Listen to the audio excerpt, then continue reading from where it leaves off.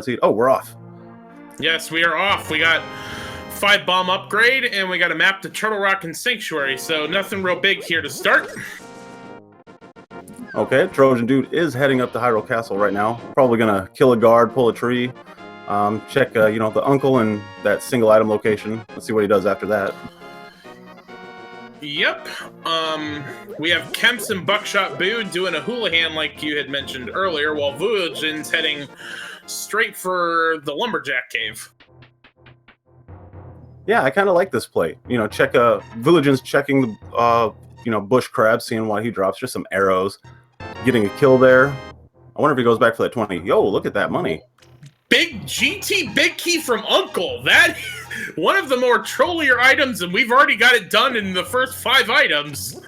That's absolutely delightful. Uncle's like, here, you're probably going to need this later, man. Have fun. We also have triple bombs in Uncle's tunnel. And we got a B-Torp on the Lumberjack Cave, so you can bet we're only going to see 3 bottles in this game. All right, Vulajin is heading into the forest. I like this this routing into Kakariko. Just start at the north end and head your way down. But D2 is going the south route, which he will be able to farm some bombs from these 2 bushes with a 50% drop rate on each of them. It can cost some time sometimes, but I think this is what I usually do. I like the bombs early on. Mm-hmm. I mean, I personally, I like to go the route that Vulajin does because I know I always do Houlihan, and then I'll just go buy the bombs if I don't happen to pick some up. But that's the beauty of this race. There's no one definitive strategy. It's just a matter of how you route everything. Yeah, it's a lot about routing and luck, a little bit of execution. It's a lot like Misery Mire routing. There's not really a wrong or right way to do it. You just kind of got to do it and pick a path and stick to it. Mercury Dowell asking about Trojan Dude. Trojan Dude is using the Valeria sprite from World of Warcraft. And Vulajin's making his way into Kakariko. Get a library check here from D2. Let's see what's on the ledge. Oh, a small key. Let's hope that doesn't induce any anxiety. Maybe it'll be the the swamp small key that eludes everybody sometimes. Yeah, it just depends on what that key is. We'll see if he if he and the other racers remember whenever they get the boots to come back and grab that if they need it. You never know what's going to happen this early on. Mm-hmm. All right, Vulajin gonna show us what is in the chicken hut. He throws a chicken into the doorway, and just $20. Yeah, great chicken clip straight into the wall. You gotta be careful though. If you pick up the chicken on the last frame it's moving, you can actually just pick up nothing. And if you don't hurt yourself from the bomb blast in time, you can actually kind of soft lock and have to save and quit out. So I think it's worth the risk though for the little bit of swagger. Bottle vendor giving you half your money back. At least it didn't take all of it. We got Moon Pearl. All right, Baja Moon Blast, Pearl. A sword? Fire sword. Yeah, and triple bombs. Very nice. So finding the bottle in Kakariko is also really nice, so that I don't have to backtrack to check the sick kid. I have a Dark Palace small key, yeah. Yeah, one of the 6, and that's about it. So got some good action from both Blind and the Well. Oh my goodness, the Boo sprite is so adorable. Whenever he's picking up bushes or he's pushing on a wall or a block, just look at his face. I really, really like it. Yeah, we have a bunch of people in the community make all these sprites and gives us all this variety as we're watching these races. Definitely shout out to all of those sprite artists.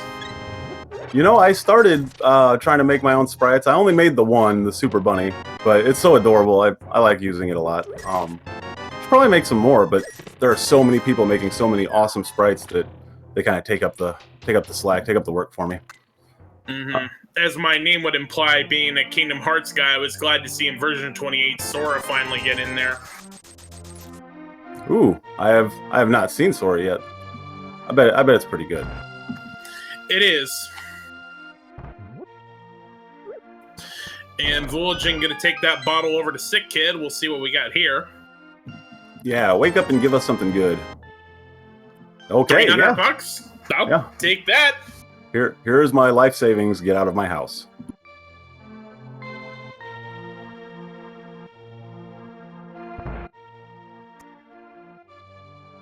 Interesting enough, with Kemps and Buckshot Boo doing Houlihan, they will definitely have the Zora money once they pick up that $300. That's right. And with the Moon Pearl in hand, if they choose to sequence break, they could do water walking from fake flippers, and just walk right up to Zora and check the 2 items in the. We'll decide to sequence break, here and there. Yeah, we'll certainly see.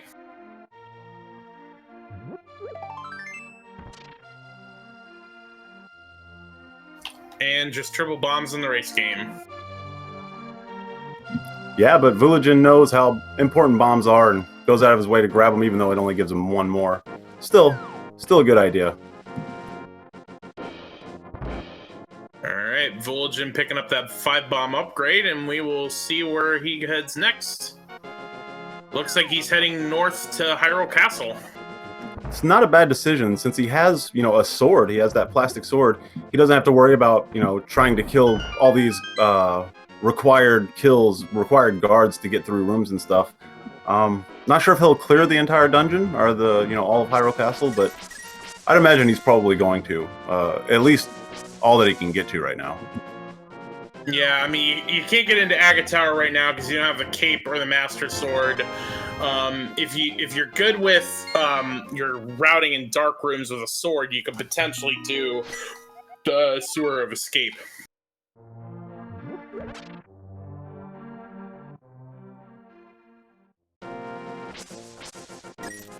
All right, Trojan's heading up there as well. Yep. Kemps gets his GT big key. What a fantastic location for that. I really like that. That has certainly been one of the more trollier items in this tournament. Alrighty, it looks like Vulajin is heading inside. It's kind of neat that only Buckshot is doing South Shore right now. At least we'll get a little bit of knowledge as spectators to see what all is, in these 2 different locations. Mm-hmm. Sets of locations, I mean.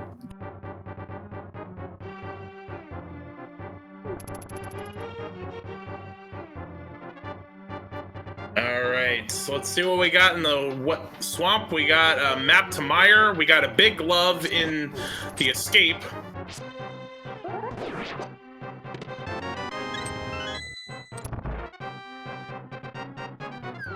Alright, Buckshot's gonna go ahead and empty out this dam, see what he gets, soggy item outside, and I'm sure he's gonna route east to, the mini Moldorm Cave and keep on going from there. While the other 3 racers are just hanging out in Hyrule Castle. And just a 10-arrow upgrade at the bottom of the dam.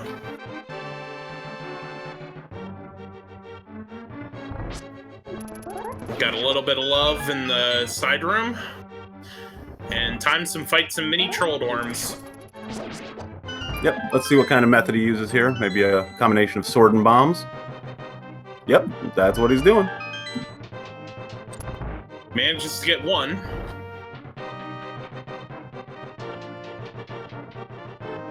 Oh, almost went 3 for 3. But sometimes those baby Moldorms just don't care. Don't care about what you're doing and, do their own thing. Hey, a shovel. Wait. For chivalry!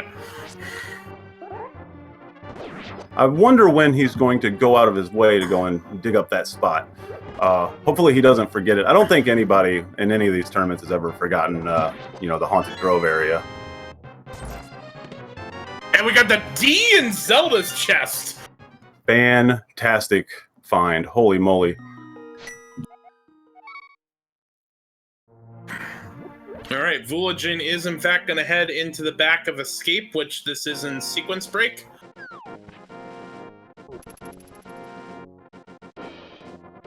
Kweru, yeah, it was definitely sarcasm. I lost a big tournament race last fall because of that one location. I was kind of just buzzing myself with that. Yeah, I was commenting a race where the bow almost cost someone the race, but managed to find it just in time.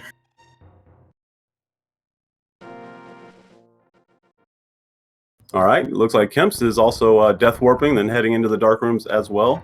Vulajin having a little bit of trouble in the Wall of Snakes room, but he makes it through. Gets a little bit of money for his effort, too. Yep. The good thing, it was a pretty healthy seed starting out, because these dark rooms, you might not think the snakes, or the ropes, if you will, are very dangerous. 20 rupees. Just 20 bucks. You can just tank a lot of damage on the way there. And it's a pretty big time sink if you try to go into a dark room and then die on the way to the item. Hey, fake flippers from Buckshot. Exactly. Looks like Hobo check first. I wonder if he'll fake flipper back out of or out from under the bridge. While No, I've tried to. When I've done racing, I've tried to do try to reset fake flipper from Hobo, and I just haven't been able to do it. So just in my races, that's just one of the things that I. Oh man! He got sniped. He got sniped. Press F to pay respects. Oh my goodness! All the Fs in chat, please. For anybody that doesn't know, when you're in the fake flipper state and you get hit in the vanilla game, it doesn't know where to put you. It tries to take you out of the water, so you actually soft lock if you move after getting hit. The developers realized that might not be great for races, and they made it where you just insta-death if you're in the fake flipper state when taking damage.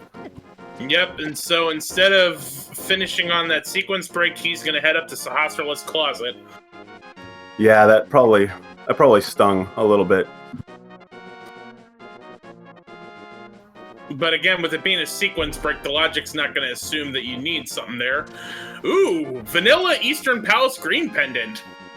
That's pretty nice. Now, if they can just find a big key for it, they'd be able to clear that. Whoa, was that hook shot? Am I right? Hook shot and the lamp. Hook shot and a fire source. All right.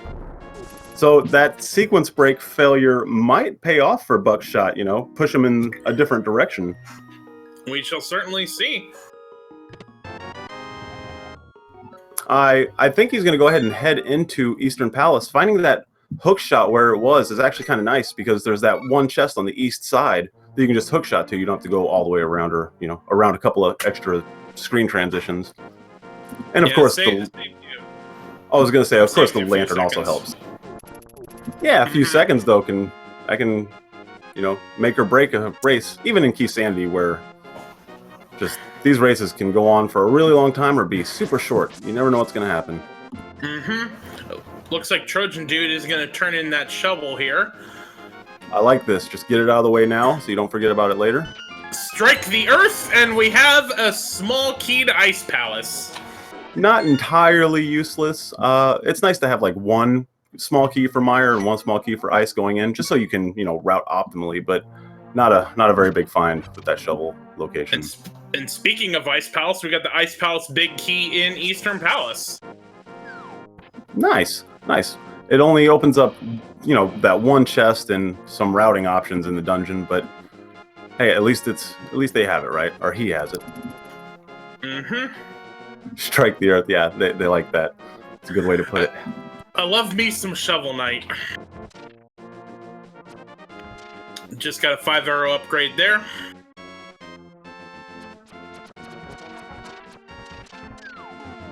I'm curious. Do you think Trojan's going to go ahead and head into Eastern Palace as well? I would imagine. It's a pretty standard routing. They don't have a lot of options currently, so it makes a lot of sense.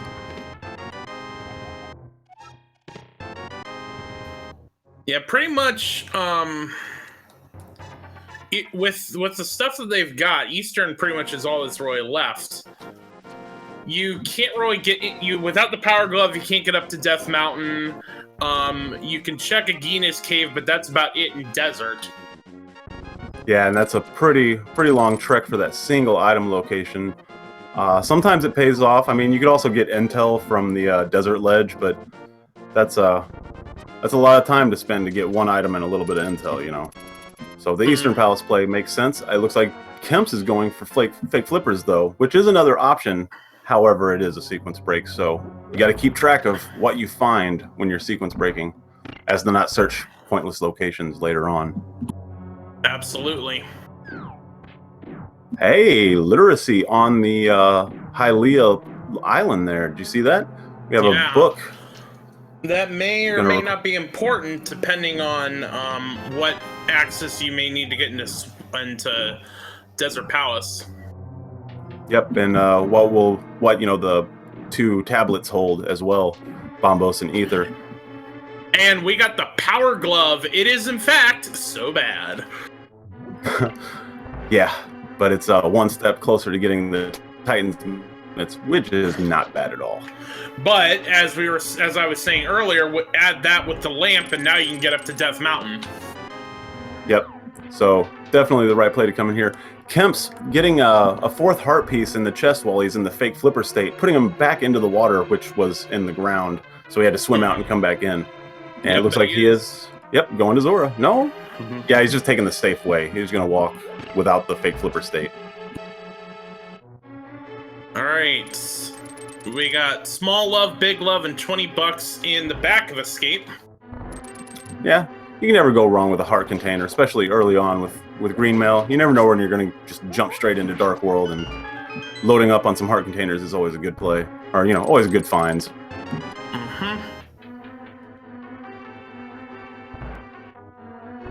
It looks like all 4 of our racers are pretty wealthy at the moment. I mean, Trojan Dude has a little bit less money than the others.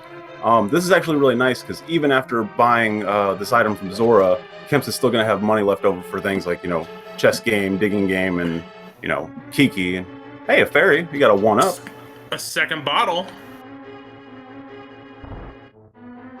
Not sure if a 1-up is worth 500 rupees, but hey, that could come into play later. Now, granted, I suck at this game, but I'm very happy when I see a bottle, because that gives me all the extra safeties I need. Oh, for sure. And it's kind of too early to judge or guess, but also having a fairy in a bottle can come into play if they can't find flippers. Like, say they're in Dark World and they need to fake flipper. You can also use a fairy in a bottle to get into that state. But we'll see. All right. One thing I didn't get to mention earlier that chat pointed out is that the Bombos tablet is on the Zora ledge, which we may or may not need depending on what the medallions are to get into Mire and Turtle Rock. Yeah. So far we've had a couple of anxiety-inducing items. That small key in library. We have a medallion on a ledge. Let's see how the mountain plays out for Buckshot. Yep. We got 2 item checks here on Spectacle Ledge. We got $20, and then we got Master Sword inside. Now, what do you do with that Master Sword? Do you go check Agina first, or do you go straight into that first chest item, or that first chest in the tower? Well, with the hook shot, I would finish out Death Mountain first. You still got 7 items. You got 8 items on the east side that you can get to. Oh, of course, and a little bit of intel from that floating island in the sky. I've totally forgot that he had the hook shot. These guys have the hook shot, so yeah, he's going to be on the mountain for a little bit. Well, no, he's not. No, he was saving and quitting and getting the health refill before trying to attempt going to the east side. I like that. It's a smart move. Yeah, that first time up the mountain, he did get bodied a little bit by those boulders. So, oh hey, Trojan Dude heading straight up the mountain as well. I didn't see. Did he do the back of Escape, or is he going right up there? I honestly wasn't paying attention because the new information that we have is going to be in Buckshot Boo's corner. Oh, for sure. And since there wasn't anything in back of Escape other than some love and money, that was can't really see that in the tracker. Yeah, that's right. All right, here we go.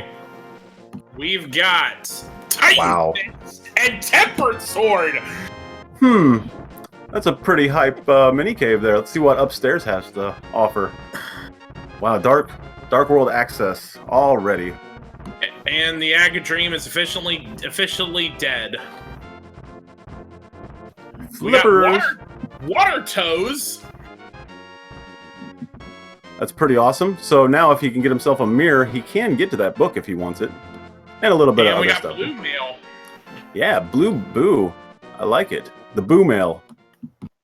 Mm-hmm. Some people have been calling Paradox Cave the new hype cave, and it certainly was living up to it today. Now, keep this in mind. He has the hook shot, he has Titan's Mitts, he has Pearl. He's going to be on the mountain for even longer than we expected, because I'd imagine he's going to go ahead and jump into Dark World and get that huge collection of items as well as some intel for T-Rock. I certainly would. All right, we just got $5 on the floating island, and Buckshot Boo is going to take the walk of shame and get those sleeper strats in chat. Yeah, Spiral Cave is just... Oh my goodness, it takes forever. But it is, it is the proper routing. Clear this out, get back to the bottom of the mountain, and then head into Dark World from there. Certainly. Interesting to note here, Trojan Dude deciding to skip East Death Mountain and going right back to Hyrule Castle. That is interesting. Maybe it's it's finding, the lantern there behind Sahas Rala. Maybe he's just trying to follow the logic, thinking maybe there's a trolley item hidden back here, but we know such isn't the case, unfortunately for him. I'm sure he'll head right back up the mountain, though, and find his Titan's Mitt soon.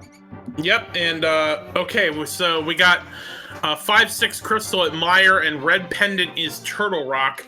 And also earlier, I double-checked, the Thieves Town small key was what was at the end of Spiral Cave. Nice. Good find. Nice little strike here from Buckshot. Oh, he messed up the second half, though. You can hookshot through blocks as you're pushing them. He was trying to hookshot through and then kind of clip through that second set of blocks, but it's okay. Just head upstairs and drop down the hole. Mm-hmm. Trojan Dude looks like he's taking a death warp. Yeah, with that Master Sword in hand, when I forgot that they had hookshot, I mentioned that there's that first chest that they can get to up here. Maybe it'll hold something vital, maybe some progression. And we got another small pod key in Super Bunny Cave. And just as you said, Trojan Dude is going to go check that one chest.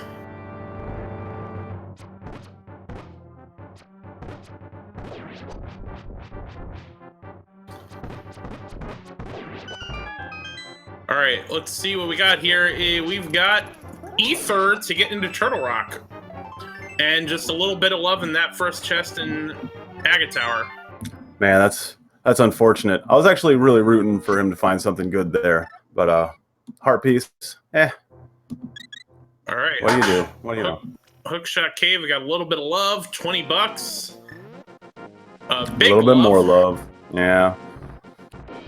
Pretty healthy seed so far. And a red meringue. Yeah, the worst of the two is probably the magical boomerang. Hey, Vulajin smacking a dead rock straight into the cave entrance. Oh man, he should just scroll the screen. Get rid of it. There we go. He's got it out of there. Okay. So for those trying to predict where the GT big key is, we know right away. Uncle had it. It was the second check of the game. Yeah, it was pretty great place to find it, He knows you're on an adventure to save the world, so there you go. Take the big key and get out of here. Yep, and looks like Buckshot Boo is on his way to west side of Dark World. Yeah, now he has a couple options here. He can head north, go into Skull Wood, check a few items there, a few item locations, or he can he's heading north. Or you can head south and kind of, clear out the village of outcasts. But this is a typical play. Head into the woods and get as much as you can out of the way. Mm-hmm. And it looks like it is, in fact, Skull Woods that he's going to head to first. He unfortunately can't finish it without the fire rod, but maybe he'll find some good progression in here. Trojan Dude's setting up a bomb jump. Oh, fails it. I think that's the second time he failed it. if I'm not mistaken. Yeah, it's unfortunate.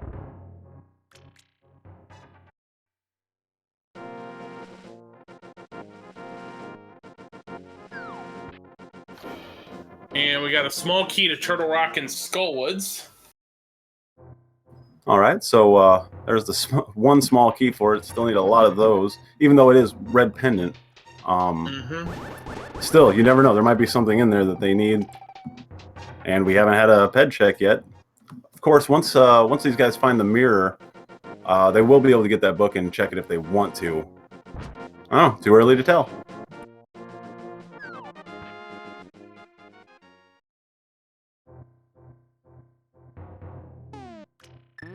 Okay, Vulajin heading south as soon as he comes into the Dark World. Going straight to the chest game. Yep, we're gonna get some variety here. All right, and we got the ice rod in the chest game. Okay, so two really trolly items, the ice rod and the GT big key, right there, out of the way for Vulajin. Granted, the ice rod may not be necessary with Turtle Rock being a pendant. That is true.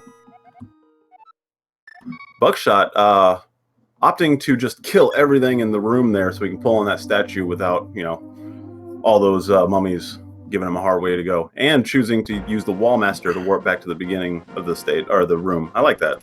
I like that.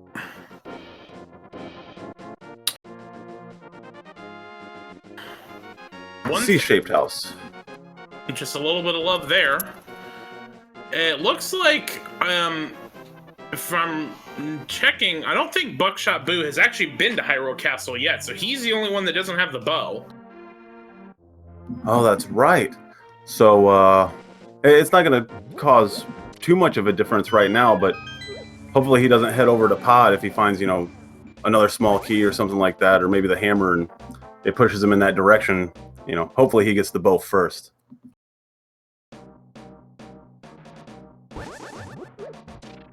Absolutely. A little bit of love in that first chest here in Thieves Town.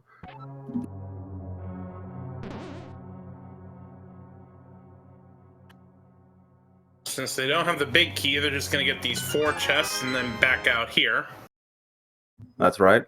And I'd imagine Vulajin will probably death warp out instead of heading all the way back around. Maybe. We shall see. We got a map to Hera, so that'll give us a little bit more information. Yeah, I gotta love intel. Hey. And speaking of Hera, there's a Hera big key. Now, if he can just find himself either the hammer or the mirror, he can get himself into that dungeon and check, you know, quite a few locations, including the ether tablet while he's up there. If he finds the mirror first.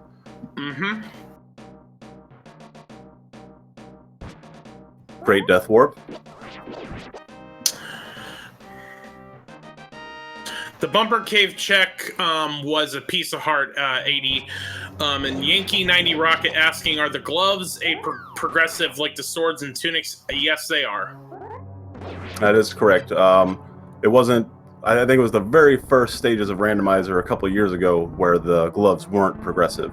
So you cannot find the Titan's Mitts first. And Vulajin heading over to the digging game.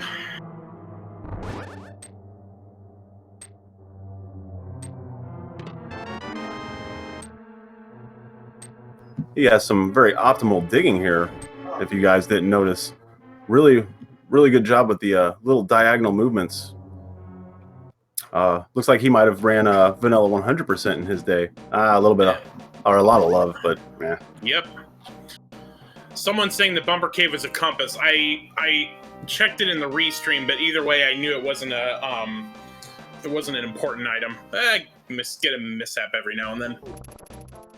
Yeah, and other than Spike Cave, you know, that negates really needing the cape. So we don't have to worry about that too much. Trojan Dude gonna check again for us, and it was a compass. Yep. Stumpy has the map to ice,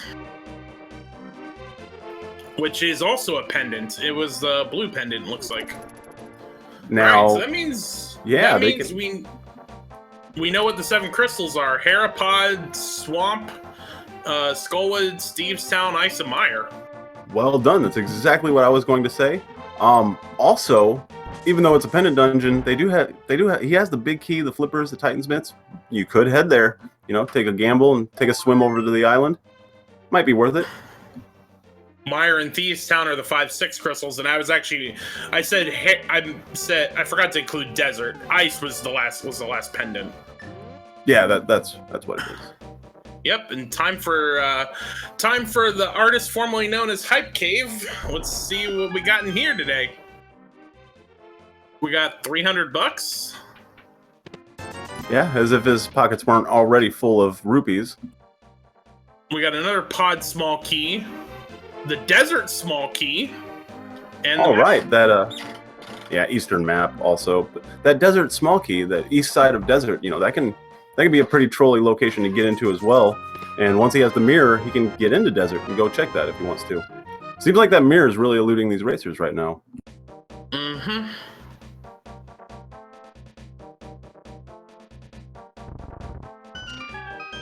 Vulajin's heading back up the mountain. Yep.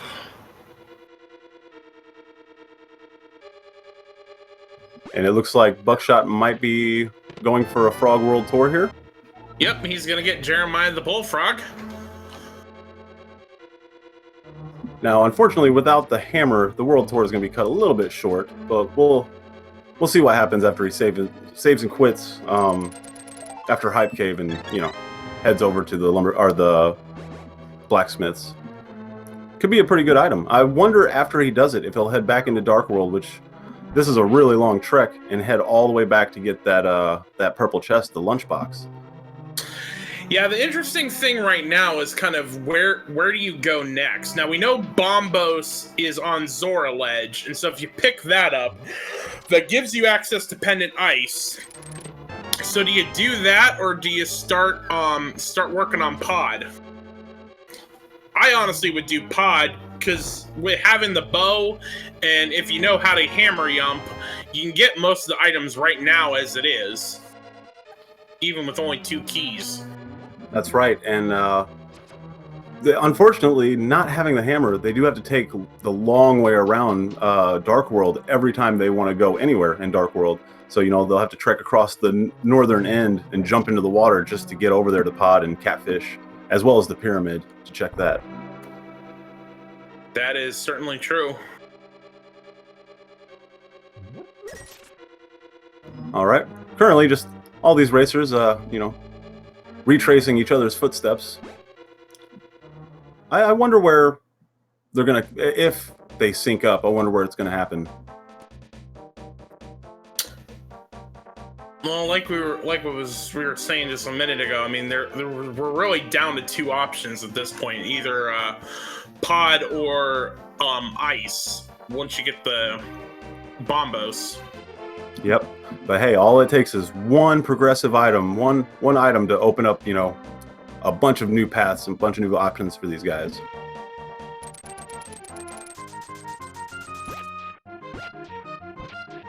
Ooh, Buckshot with some really nice routing. While he's doing the blacksmith, he's also going to check this digging spot here.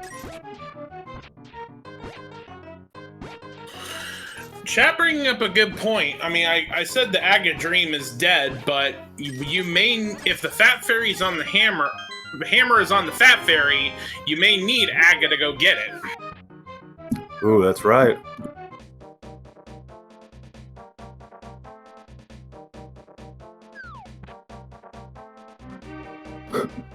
We have a bee there chasing Buckshot down, but he's not having any part of that. Takes a swipe at it. Mm-hmm. I'm excited to see what he gets from the blacksmith here, and what he does afterwards. Mm-hmm. It's a DeMeo asking if you need hammer for Mire, and the answer is no, you do not. You do need hammer for Cold Stare, though, as Daniel Oberon's reminding us. That's quite unfortunate. Buckshot taking that long trek and, with the frog and the blacksmith, only getting 10 arrows from it. Let's see where he goes now. He's probably gonna do. Yep, he's gonna go do the stuff you can do with flippers in Lake Hylia. Oh, that's right. He took that arrow to the face earlier, and that pushed him away from Hobo. So I think this is our first Hobo check.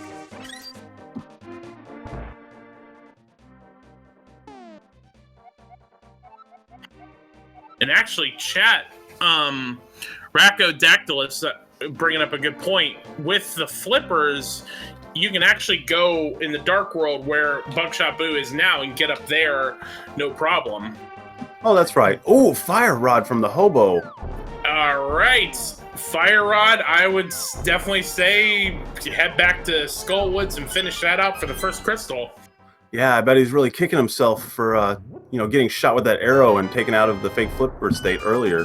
That could have saved him some backtracking for sure. And that is correct. I don't know why I thought only the north side of Dark World is the way to get to the east side. But yeah, with flippers, you can take either way to just jump in the water and head over to the little dock. Mm-hmm.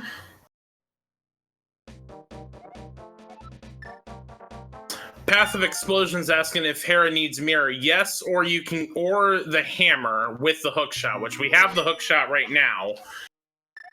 Yep, so one of those two items, they need to progress to that side of the mountain, or that part of the mountain. I like what Kemps did during the digging game, digging towards the black rock there so he can just jump straight down once he finds the item. Yep.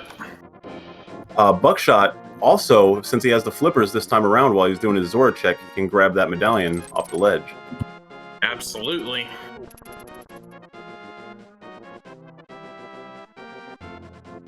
Trojan Dude's going to turn in his sad, world tour of the frog, well, the blacksmith. I wonder if he's going to go back and get the lunchbox, which is such a huge time sink, but the mirror could be sitting in it. You never know. We'll certainly see.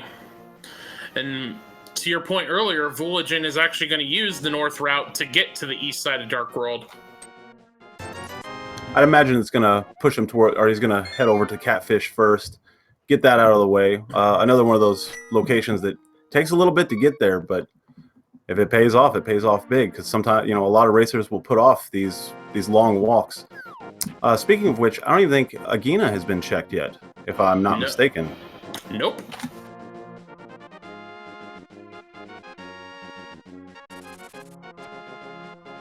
All right, Catfish. Let's see what you got for us. And Trojan Dude is about to go and get himself a fire rod as well.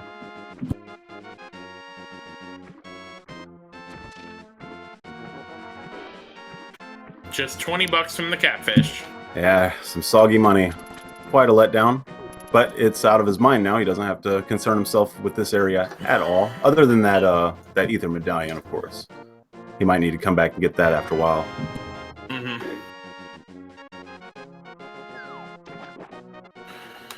And as we expected, Buckshot Boo is making his way back to Skullwoods.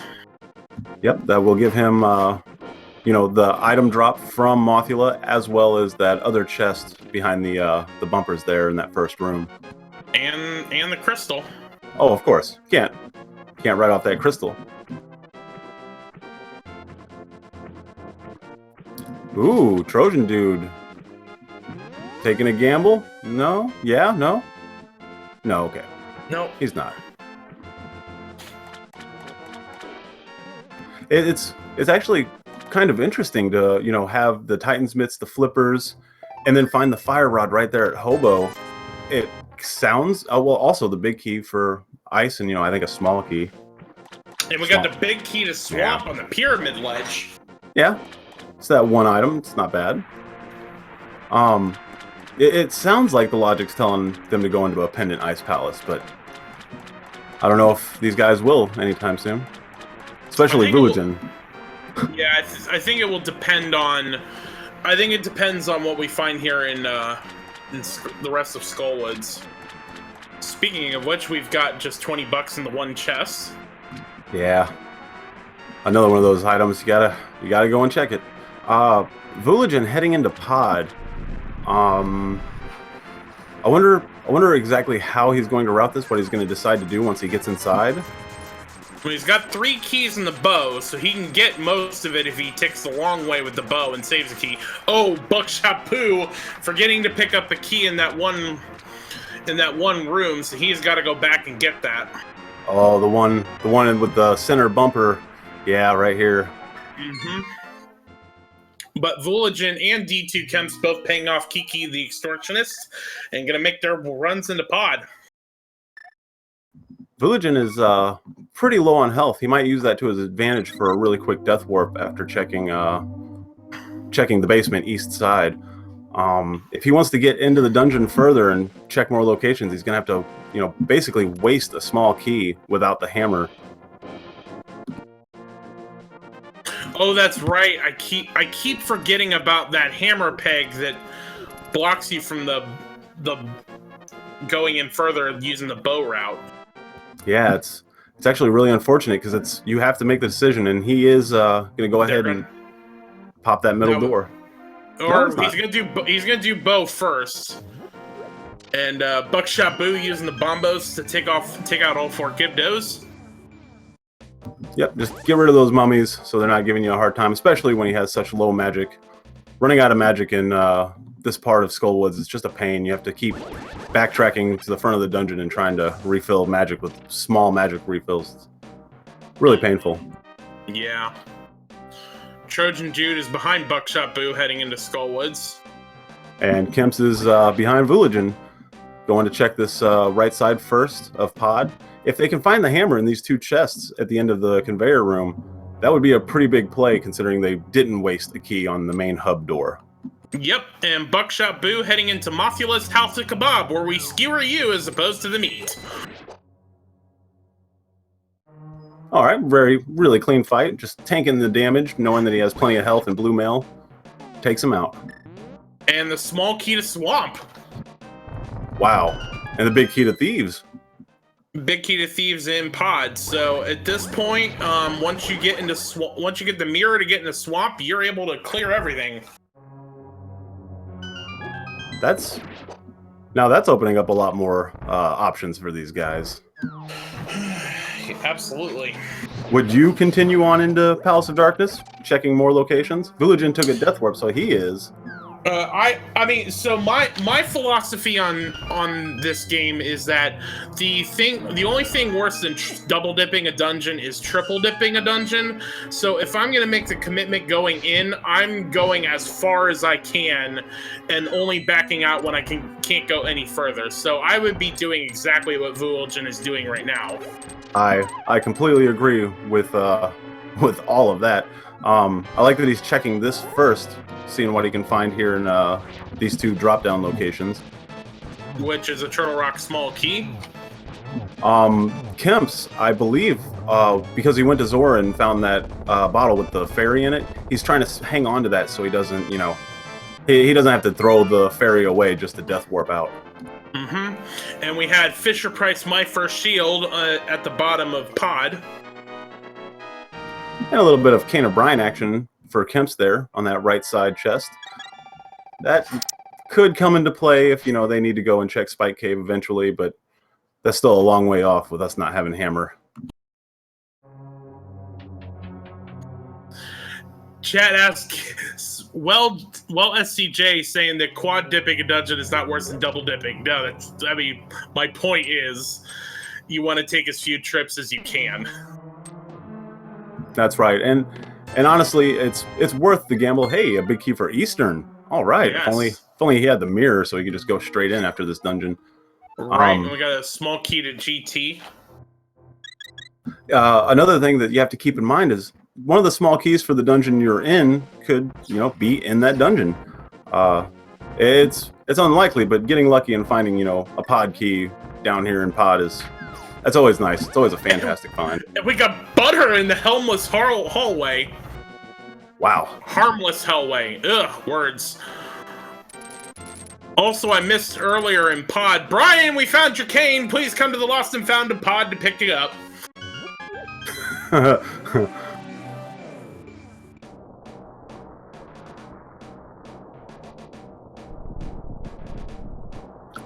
wonder what is on Vulajin's mind. He has a good amount of options.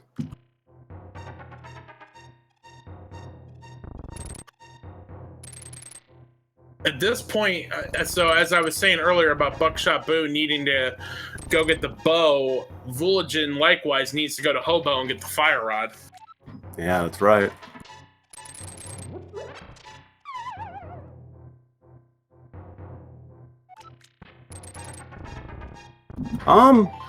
Not having the hammer heading into Thieves Town, even though they have the small key and the big key for it, that could be another one of those stressful left behind locations, much like, you know, Ether on Zora's Ledge, or that small key that's still sitting there in the library. You got to keep track of those items that you leave behind, just in case you got to backtrack for them later on. I think it was Bombos that was on Zora Ledge. Oh, that's right. It was Ether to get into Turtle Rock. That's where I was mistaken. Yep. But Boo is going to go ahead and head into Pod, which the only thing that was there was the big key to... Was it the big key to Swamp in the Bowlock portion? So, for the most part, the value that's there, he won't miss all that much. Or no, or was it Thieves Town? Because that's exactly where Vulajin and d2kemps are heading. Yeah, I think the bow blocked item was the Thieves Town big key, and then the Eastern big key he will be able to get to. So that'll push him in that direction, I'm sure. All right, yeah, chat correcting me that it was the Thieves Town one in the Bowlock portion. It's actually really interesting if he gets that Eastern big key and it pushes him in that direction, and he doesn't go get the bow first, then he's still not going to be able to complete the dungeon. So that bow is, you know, trolling him a little bit. Hopefully he heads into Hyrule Castle before too long. Right, I think Buckshot Boo has been into... Well, he was, because he got the hook shot from Sahasrah's closet. So I would imagine that he's not going to try to go back into Eastern until he has the bow. Oh, that's right. Good point.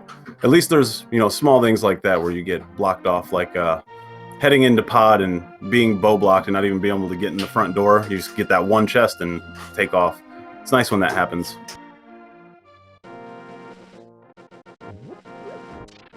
Vulajin's making short work of Thieves Town here.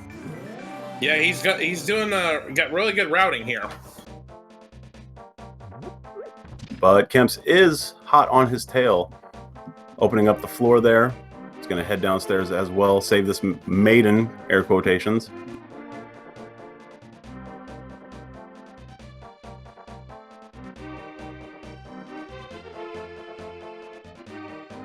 A small key? Oh, another pod key, huh?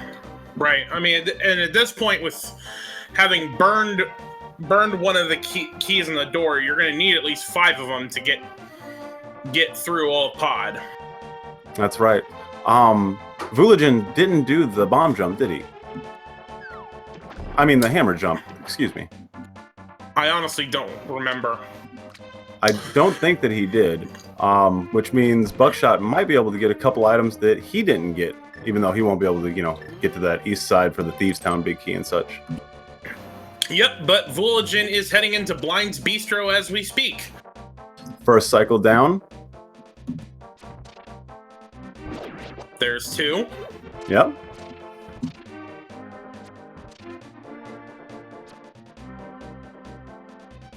All right, very nice. Not worried about health again.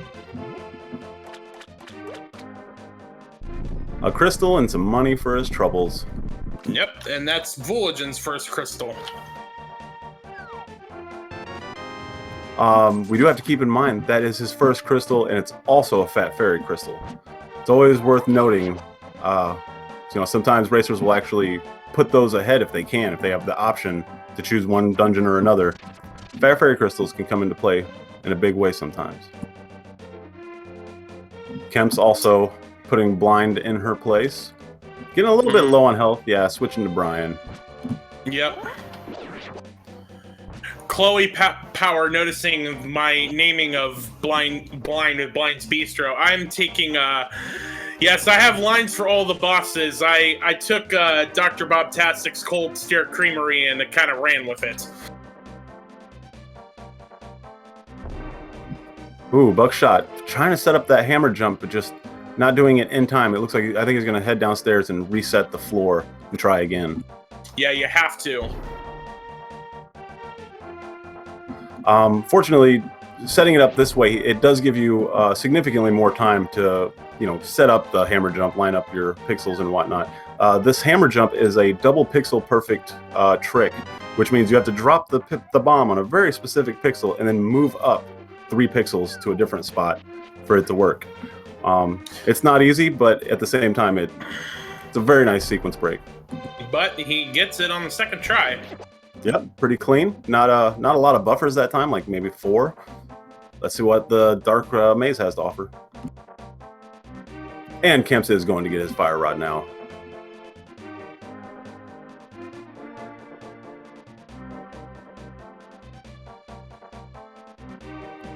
Vulajin, where is he headed? He hasn't picked up the fire rod either. Oh, that's right. But he's heading south. Oh, okay. He might be heading back to get his medallion.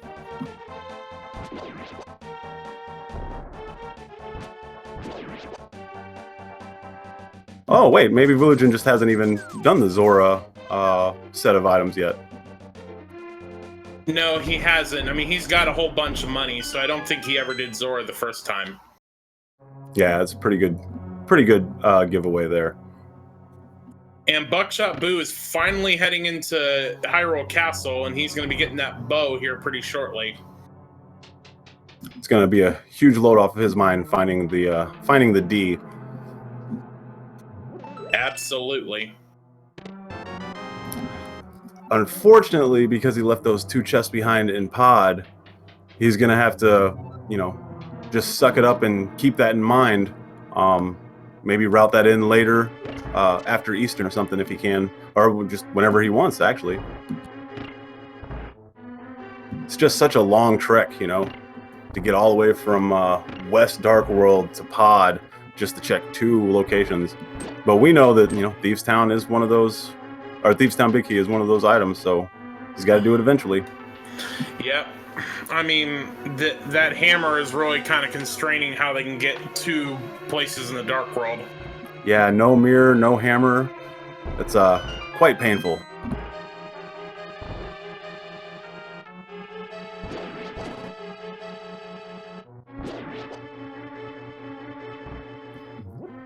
Vulajin's next play. Looks like he's heading back to Lake Hylia. Oh, I was wrong. No, well, he's got the Eastern Big Key, so he's probably going to go finish off Eastern. That makes more sense. More sense than a pendant dungeon, but just having so many options inside of Ice Palace, I think that's where I would have went a long time ago, honestly. I mean, with having the ability to finish out a crystal dungeon, I would be doing what Vulajin is doing right now. Finish off Eastern, get the crystal, and then from there decide where to go next. Oh, for sure. It is the safer and the smarter play. Clearly. I just love gambles. I love heading into places that you shouldn't be there, going out of your way for one item and hoping for the best. Absolutely. And Buckshot Boo is right behind Vulajin heading into Eastern. Oh no, Trojan Dude was trying to set up a death warp and he still had the fairy in the bottle. Yep, so now he has to take a little bit more time, kill himself again. It would be a little bit faster if he wanted to head down back to the conveyor belt room and use the spikes that do a full heart of damage every time, no matter what mail you're wearing. But there we go. There's the death warp he was looking for. Yep. Kemps now fighting Mothula with the gold sword. In the vanilla game, the gold sword actually will not hurt Mothula unless you do pokey dashes. And the room is coded to allow the gold sword to work here in Randomizer, unless you use a spin attack with it. But I mean, spin attack on Mothula doesn't happen very often anyway. So, hey, okay, guy. Yes, Stop! sir. Stop! It's hammer time. Yeah, it is hammer time. We finally got that hammer in Eastern.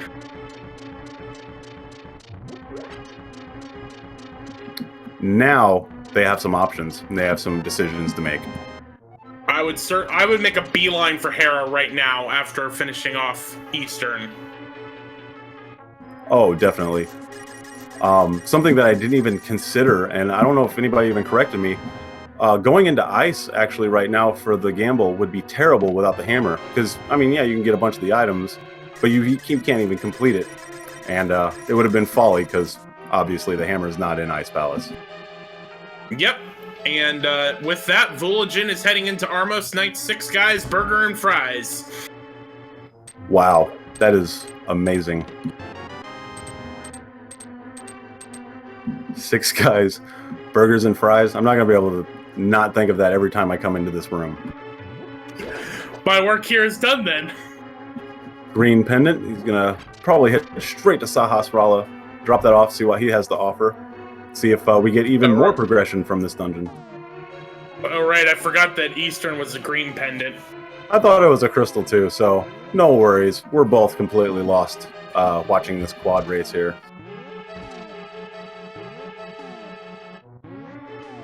Trojan Dude setting up his hammer jump. Looks like he's got it. Very nice. No. Oh, he didn't hold up. Yeah, And after the bomb explodes, you gotta hold up, man. Yep, but just a 5-arrow upgrade from Sahasrara. Vulajin not saving and quitting. Looks like he's just taking off. I think he's gonna take that. Well, maybe. I thought he might be heading down to the Dark World warp here south of Eastern, but nope. He's heading somewhere else. This certainly is an interesting route. He may be heading for ice. Oh yeah. Wait, he hasn't done hobo yet. He doesn't have the fire rod. Oh, cool. So this is actually really clean routing. Just come down here, jump off, and head straight in. I like it. Interesting to note that none of these 4 racers opted to sequence break early on when they did South Shore. A lot of players decide to, at least do hobo, maybe maybe find something good. And if they had, they would have had this fire rod really, really early. Yep. But now they all have it, so my point is moot. Heading to the mountain. Yep. This is definitely the right play. Other than what the basement small key, is that the only thing that they won't be able to check around the Hera area? Yep, that's the only one. Which, 58 minutes in, it'd be a good time for a coffee break, but unfortunately, without that key, we can't get down there. Yep, no joke. The tile room in Hera is my favorite room in the entire game. So great to just sit there and relax for a little bit. Daniel Oberon asking about Purple Chest. Yeah, no one has checked it yet. Yeah, going out of their way to check the blacksmith alone, quite a time sink, and then just double down and check the purple chest. I can't blame them, but I wouldn't have been able to leave it behind. I would have had to do it right then and there.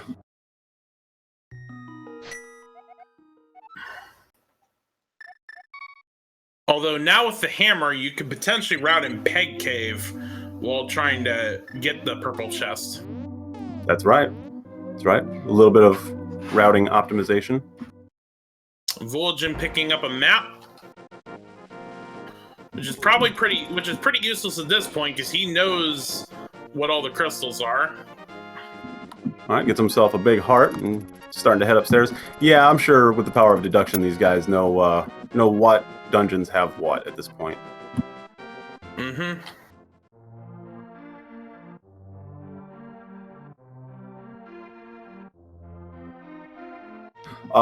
Somebody asked what the name of the guy that you take the purple chest to. I always call him the irritable guy because he tells you to go away in the vanilla game if you try to talk to him. And if you pick up the sign next to him, he follows you around and won't let you enter like that cave with the money in it and stuff.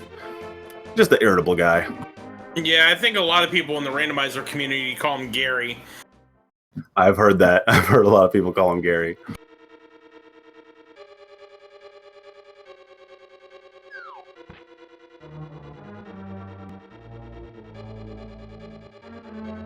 Okay, Vulajin is taking the safe route, just vanilla, hit the star button and drop down for a little bit of love.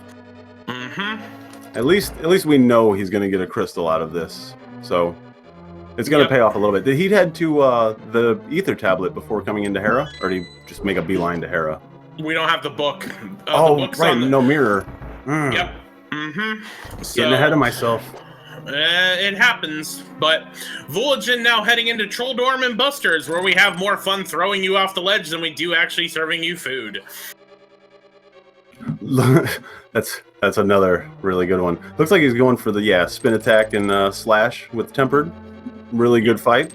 Very clean fight there, and we get a little bit of love and the third crystal of the game, but that is only Vulajin's second. Now, he can, once he heads out of here, go into the Spike Cave if he chooses to. It'll be tight. I mean, he has plenty of health to walk most of it and then, turn on that Kate and Brian, get the rest of the way through. I think he's going to. Yep, that certainly looks like it.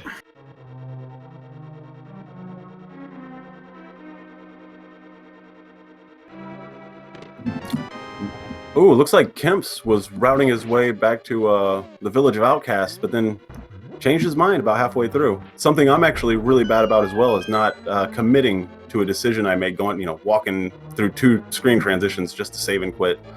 It can cost you a lot of time if you do it too much. Mm-hmm. And just $20 in Spike Cave. Yeah, that's unfortunate. But Kemps is going to head up there and get his crystal from Hera as well.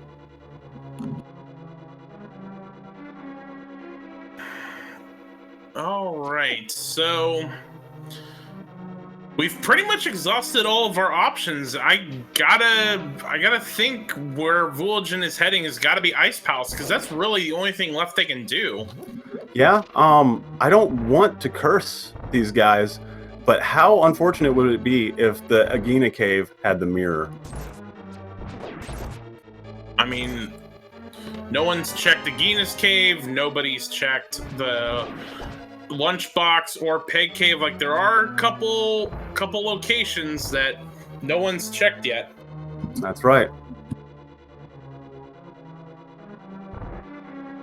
I think only one of our racers has checked the first chest in Aghanim's Tower, I mean. So, 3 of them also have that weighing on their mind if they haven't forgotten about it. Probably waiting for that second tower, or that first tower key, so they can get both chests at once. Yeah, there wasn't that much there. I think it was a heart piece or maybe a compass, something like that. Blind fight for Trojan. See how he does. Luminous also bringing up a point that with the fact that Buckshot Boo waited to do Thieves Town, he's got the hammer, so he can also check that big chest. For sure.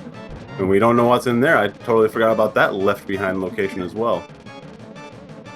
So to your point, I mean, there's, with going independent ice, it is certainly a gamble, but there are other out-of-the-way locations that could be checked, and we're about to see what's in this big chest. Oh, there's the mirror! Oh, goodness. Buckshot. Okay, so it was hard to tell, it's always hard to tell who has a lead in Keysanity races, but I think Buckshot just made a huge play, just getting lucky with his routing, especially not having Bo earlier in pod, and, that put him a little bit behind. Nope. He has mirror in hand. Wow. I mean, everyone else has completed Thieves Town at this point. So that has got to be one of the trollier locations for them to find that mirror. Yeah, and once they do find it, they're going to really reflect on the mistake that they made, Well, it's not really a mistake. They just didn't have Hammer when they went there the first time. You can always go in hoping to find Hammer there. But, good job for Buckshot.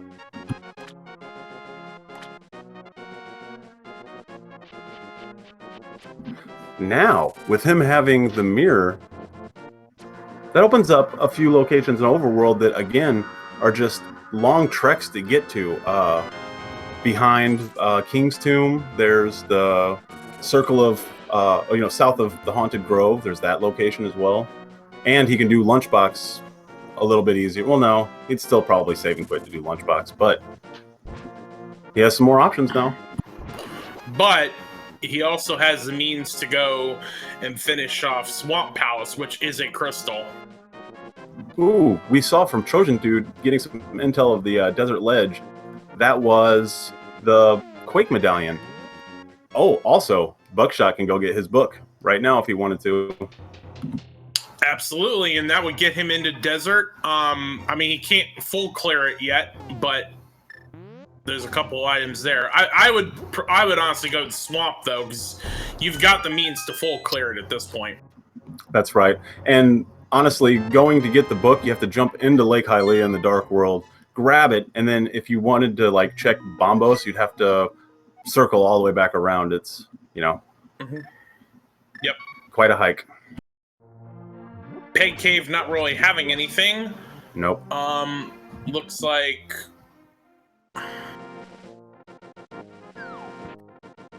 it looks like Buckshot Boo is going to try to do Magic Bat, but without the powder or the cane and the mushroom to glitch it, can't do it. Yeah, it looks like a little bit of muscle memory getting the best of him there. You get into these areas where you clear out a whole bunch of things with certain types of gear, kind of just go into autopilot and forget you don't have one of those items to check that. D2kemps heading into Ice Palace, which we know hasn't been great so far.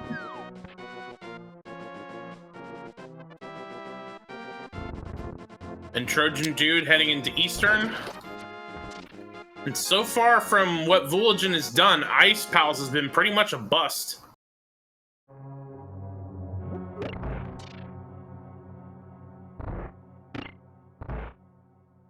Ooh, Buckshot mirroring their, are going into his warp on top of bushes, getting kicked back out. And I think it was a heart piece there. And what does everybody call it? Cave 45 or something like that? The south of Haunted Grove Cave. I just call it the Grove Ledge.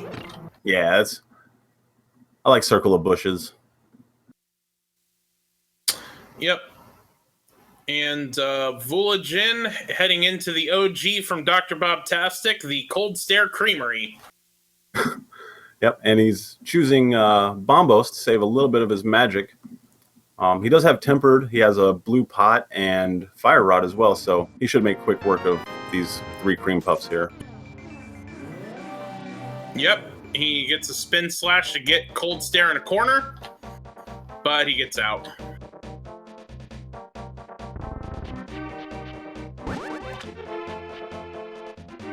Clean fight.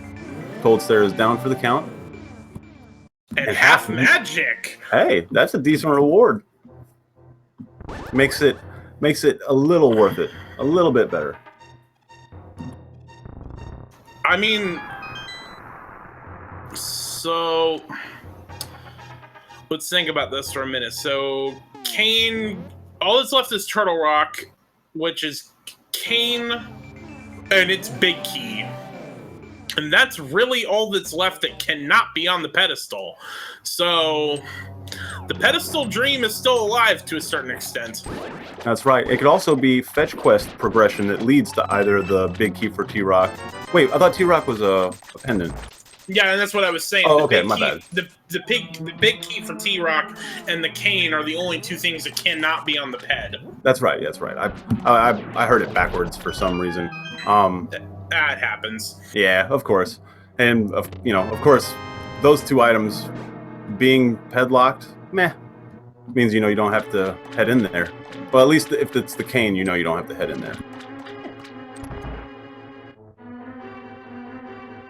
Yeah, there could still be there could be a lot of stuff that could be on the pedestal.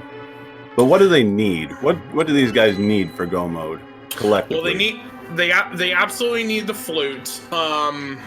We need Ether is Turtle Rock, so you gotta get that. If Quake, Quake's on the Desert Ledge, so that's out. We're almost in no mode. Almost. So definitely flute. Boots, if something is boots locked. which one of those small keys is on the library ledge. You need the Mire big key, the Pod big key, the Desert big key. And then maybe the Skullwoods big key if one of those things is in the big chest in Skullwoods. Yeah, there's still quite a few locations that could, be fetch quests leading into progressive. Certainly.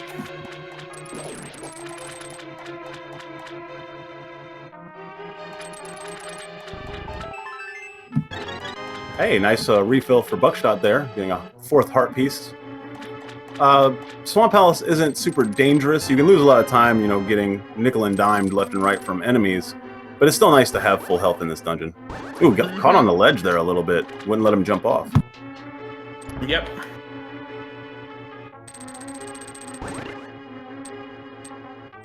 Okay, Vulajin's heading into his giant bug fight. Let's see how he handles it. With that half magic, I'm sure he, will just torch Mothula.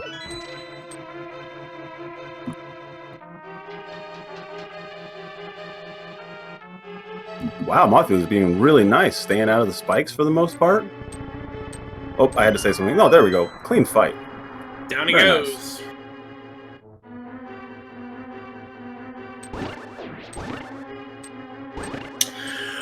Arcade Aaron asking why hasn't everyone else checked the Thieves Town big chest? Because Hammer was in Eastern, locked by the big key that was in Pod. So everyone else cleared out Thieves Town before heading back to Eastern to get the Hammer, which is why no one checked it except Buckshot Boo.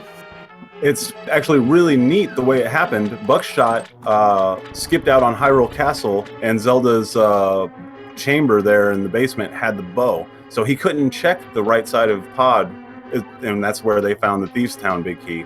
So it just kind of worked out in his favor that he missed an item early on to get that, hammer super early. Not super early, but Yep.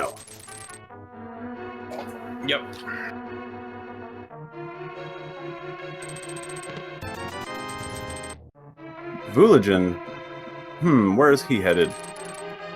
The town of Misfits, Village of Misfits. Hopefully to get that mirror that's in the Thieves Town big chest. Yeah, I hope he routes that in. He's probably going to check, the pegs or the peg location and things like that. Just do it all at once, hopefully.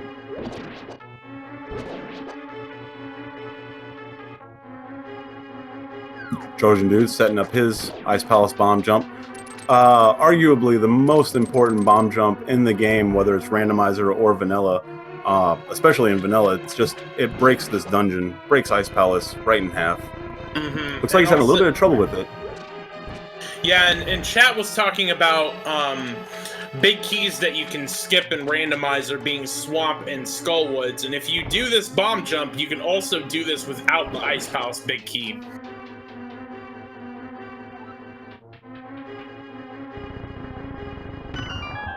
Vulajin went straight for the pegs. I wonder how he's going to route this.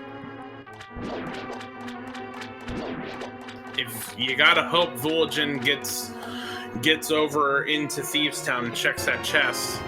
Yeah, just a big key to Skullwoods in the bottom part of Swamp. Go ahead.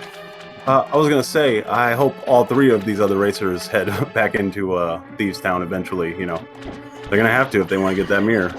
But he nopes out and just takes the lunchbox. We also got the big key to Pod in Swamp. Wow, Buckshot making all the plays here. All right, so I have a story for you. I'm ready for it. So I have commentated twice with d2kemps, and he's heard all of the different names and whatnot. And his one request both times has been that he wants the Argus name to be pirate themed. So d2kemps, if you ever re-watch this after your race is done, I just want you to know this is for you, as Buckshot Boo makes his way into Argus's Tavern and Crab Shack.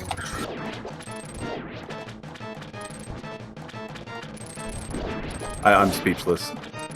You have one for all of them, don't you? Yes, I do. Then I hope this is an all dungeons required seed.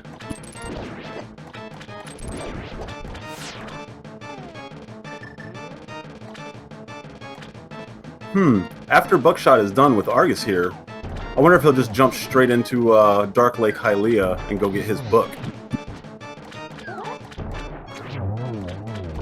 He can certainly get that book, and he still has to go to Hera. He's got to make his way back up that mountain, and getting the book first makes a lot of sense.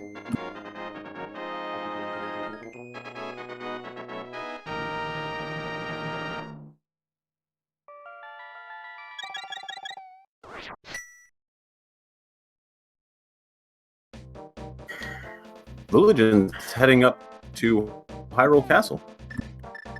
Yeah, he hasn't been up. He hasn't been up to the Agate Tower yet. Now that one heart piece in that first chest. It looks like, you know, some of these guys are going to be in this mode where they're just checking single locations and checking them off the list one after another. And this first chest in the tower, it's one of them. You know, get it off his mind, get it out of the way. Yep. So, let's see, who was it? Random City 812 is asking about the mirror. This is actually what is probably going to be the development of the race. Buckshot Boo found the mirror in the Thieves Town big chest, and this is important because he was the one that did Thieves Town last, so he routed in the big chest with the rest of the dungeon. Everyone else did it first before going into Pod, which was where the Thieves Town big key was. Yep, missing out on the bow in Hyrule Castle just pushed him in a direction that gave him a pretty good lead there. But that lead may evaporate a little bit, though, as he's about to head into ice, which we know there is not much in here. Yeah, he's going to get half magic, right? That's about it.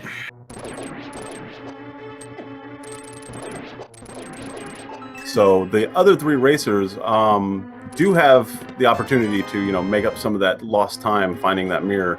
Vulajin is heading to the warp to get back into Pod. I guess he's going to use that one small key.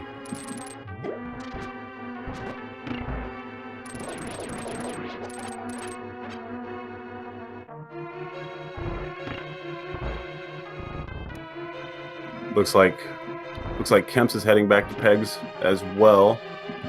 Everybody kind of retracing their footsteps. Again, it's just one of those seeds where you have a lot of options, but they're only half options. You can go and kind of, you know, stick your head in a dungeon, grab a couple items, but you know you're going to have to come back. Yeah, because even with getting the book and getting to Desert, with having none of the keys, or the boots, really, you've only got access to the Desert Ledge, which we know is Quake, and one item. Now, hold the phone. Our other three racers, aside from Buckshot, have a small key for Desert Palace, which is those, you know, the east side 2 chests. Where did they find that? I think that was in Pod. Okay, that's right. It was right there with the Thieves Town big key. So, right. Yeah. It's quite an interesting development. It's still really hard to tell, you know, what decisions these guys are going to make next.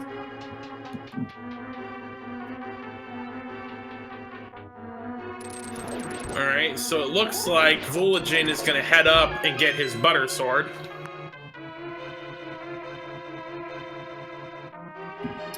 Yeah, and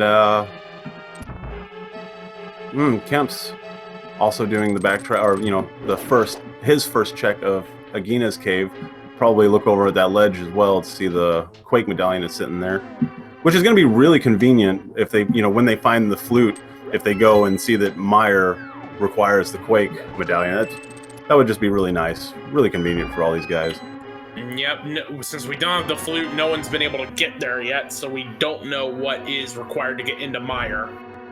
Yep, that flute could be sitting in, let's say, the Skullwoods big chest, one of those left behind locations, you know?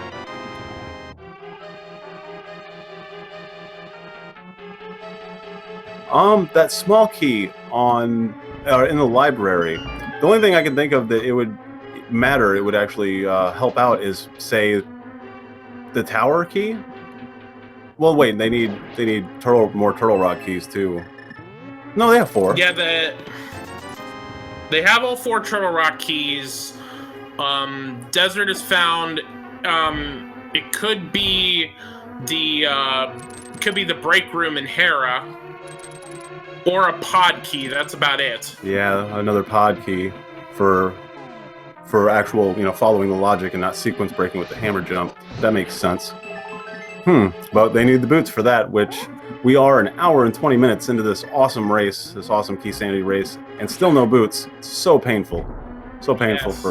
for any of us that, run and race this game. Missing a lot of Misery Mire keys. That's right, Chloe Prower. Missing a lot of them. I do like having at least one Misery Mire small key going in, but that's one of those dungeons that you can just full clear the small keys, the small locks anyway, going in with none of them. And d2kemps is heading back into Thieves Town. He's gonna get his mirror here. That's right. Both of the right side racers are going to have their mirrors before their opponents. So it could be a pretty big play for him as well, depending on what he does with that mirror afterwards.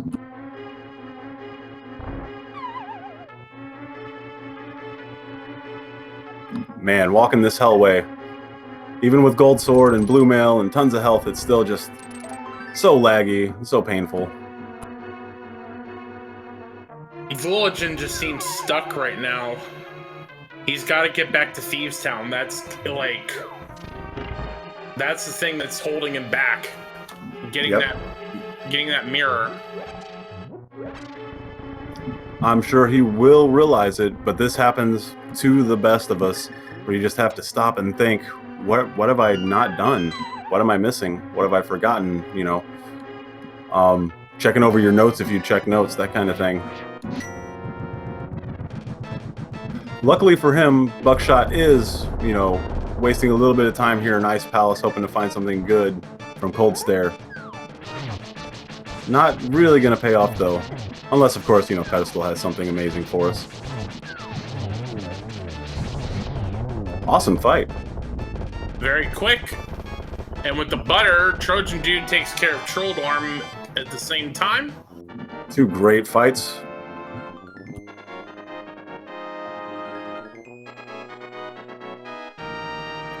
Alright, so with that mirror, it looks like Kemps is going to head to Swamp.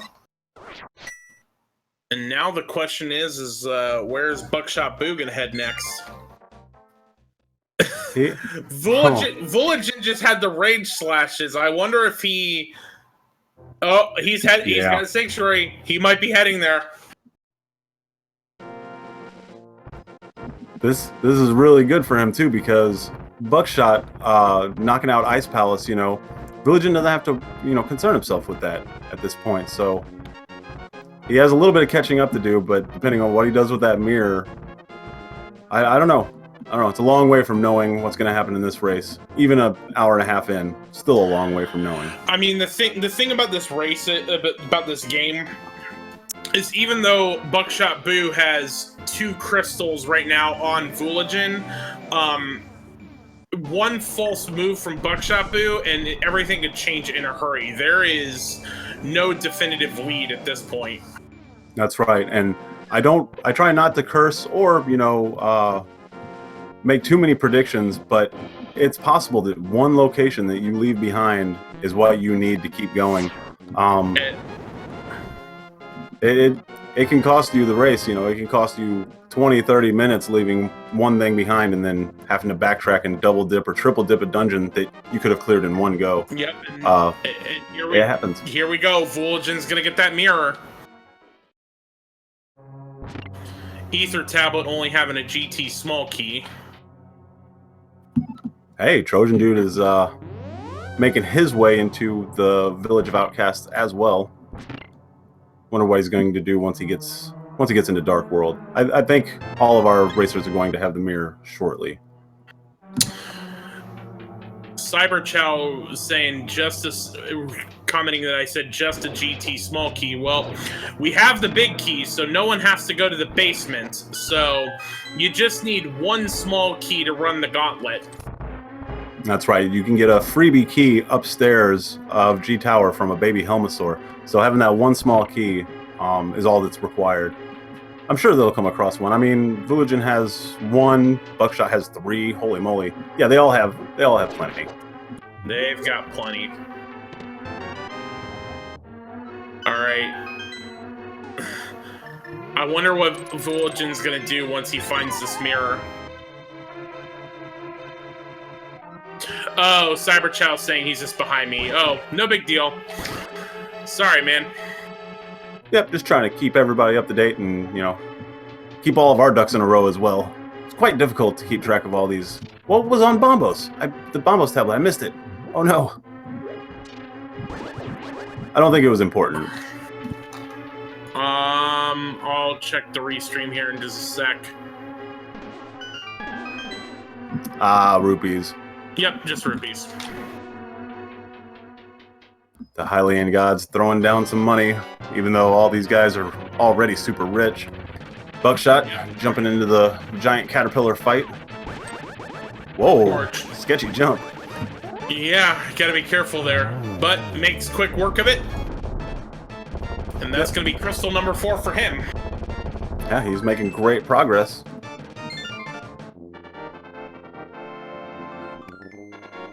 However, he's now back in this predicament of where to go next. I mean, Skullwood's big chest, head back to Pod maybe. There's, you know, behind King's Tomb, that ledge. He has a few options. I think Buckshot also has, well, yeah, Spike Cave. We know there's nothing here, but it is good routing on his part. There's a lot. I mean, that's the thing, is right now there's a lot of like one-off places, and none of them really is the optimal play right now. I think the other 3 racers aside from Buckshot, I think that their optimal play, if they were in his shoes, would be to head to Desert, just to get that, you know, Meyer medallion, and then the 2, 3, 4 chests that they can get. Oh wait, no, they can't. They don't have the big key, do they? No, but everyone has. You were saying Desert, right? That's right. Okay. Sorry, I was watching that. Buckshot Boo had taken a death in the Spike Cave, but he had a fairy, so I was checking on that. So sorry. But yeah, I mean, with everyone having the Desert small key, you're right. That's at least 3, 4 if there's nothing on the Boots Lock torch. Yeah, that's right. And speaking of Buckshot and that fairy, he actually, while he was in Pod, chose not to throw the fairy away and take the long way back through the conveyor belt room as to not waste it. So, came into play much later on. Really good move on his part. He knew that he wanted that fairy for something later.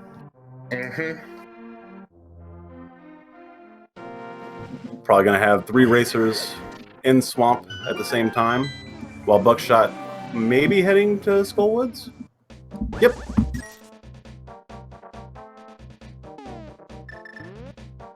Yeah, he's probably going to check that big chest. Blue Mark Hair, you are completely welcome, sir. The A Link to the Past community and the Randomizer community is one of the best out there, and I'm not just, you know, that's not a biased opinion. It really is, objectively.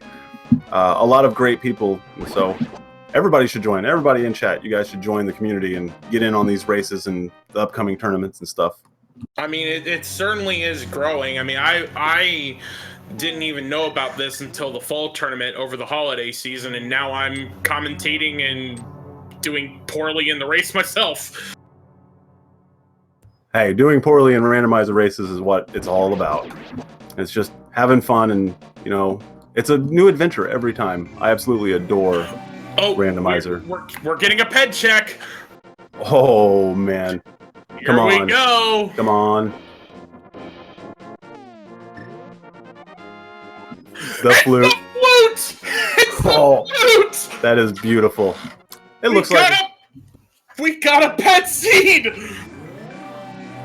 I wonder where that cane of Samaria's hiding out at. That's great. Didn't I say I wanted an all dungeons seed? I think that's what I said. Well, you're certainly about to get it. man, just having the knowledge, just him having the knowledge is a really, really big deal. Now check this out. I wonder if he gets Can of Samaria immediately after going and checking that. I mean, right now, the two items that we absolutely need are the ether and the cane. We see Buckshot using a mirror strat to, you know, affect the RNG, and then rage slashing so he can do the bomb jump. Oh, just a heart. Oh, that's unfortunate. And he's gonna shoot some arrows into the chest. It's always nice to get some of that frustration out.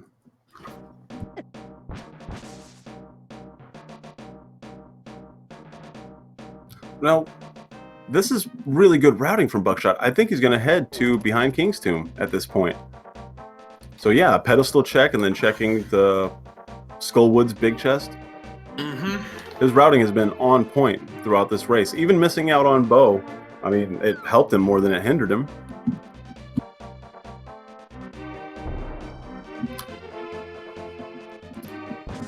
He was slashing and shooting arrows into the chest out of frustration for both mirroring when he meant to drop a bomb for the bomb jump and then it having nothing, you know, or, well, a heart container.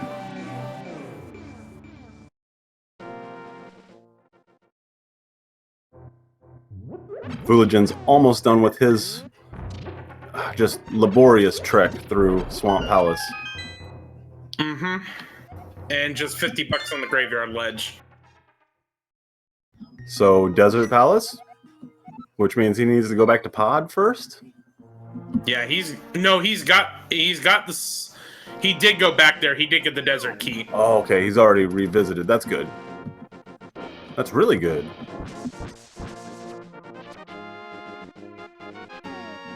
And again, with just super optimal routing, he's going to get Bombos first. The Bombos tablet, which we know it's just a little bit more money, like these guys need it, and then he'll head into Desert.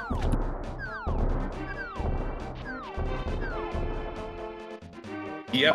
That's right, chat. I'm banking on both Samaria and the Ether Medallion to be here in Desert Palace, or at least progression that leads to those.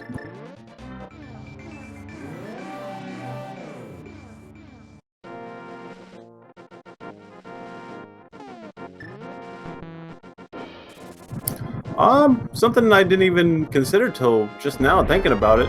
The Desert Palace Big Key might be in its vanilla dungeon. It might just be sitting there waiting for these guys to get it.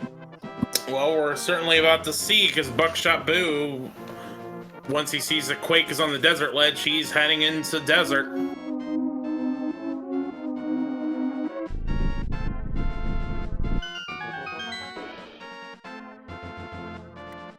I mean, thinking about how much we've completed at this point, like, Kane and Ether have got to be somewhere, because with the flute locking out Meyer, like, there's not much left the items needed to get into Turtle Rock can be. Yeah, that's right. I mean, the most trolly thing we can hope for, which I don't hope it for any racer, is that, you know, a progression item like the powder is here in Desert to get to, you know, Samaria, or maybe the mushroom to get to Ether, something like that.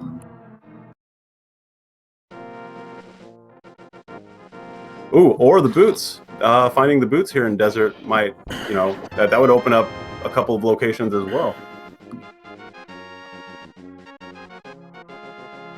All right. Well, he gets that Quake medallion, which we, unfortunately, until we get that until we get that flute, we're not going to know what is required for Meyer. But actually, we're going to need Ether to get into Turtle Rock, so we're going to have all three medallions before we get to Meyer. That's right. I like how Buckshot went straight to get Quake first. Was that a small key on the Yeah, it was. It was. Lantern? Huh. I like that he routed straight to Quake first, so then he can mirror out after, you know, sweeping through the dungeon. Again, great routing, but a compass for Eastern. Super unfortunate. Vulajin getting his knowledge, his Book of Medora. That opens up some spots for him too, which we know are time sinks that don't pay off, other than getting into Desert Palace. which has to have something, right? Oh, 10 arrows. What in the world? I gotta think this last chest has to have something. Come on, Boots. Come on. There we What go. are those? Yep.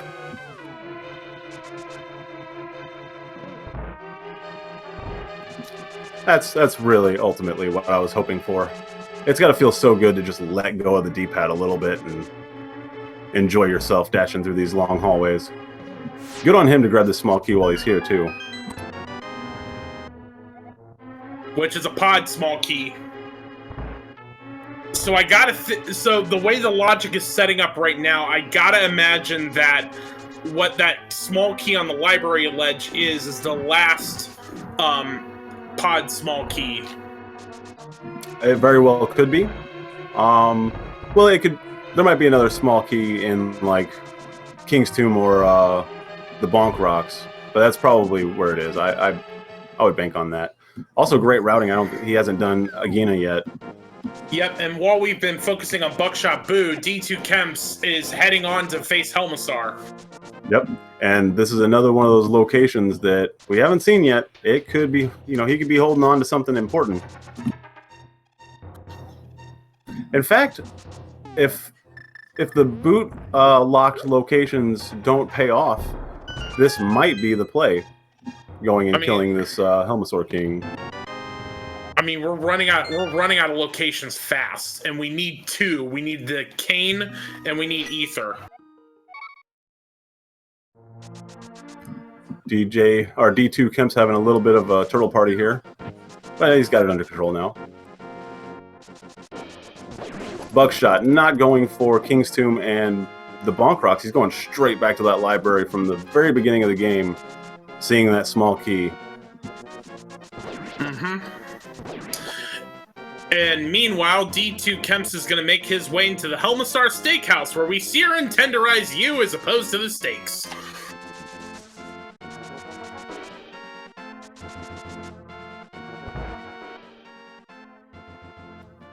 That was probably my least favorite one so far. But the tenderizing hammer, it makes sense. I get it. I like it. They can't all be awesome. Well, it was a Meyer small key, so well. Womp womp. All right, down goes Helmasaur and the net. The swag net. The stakes are behind Helmasaur. I get it. I get it. It's just, I mean, how do you compete with Blind's Bistro? There's no competition.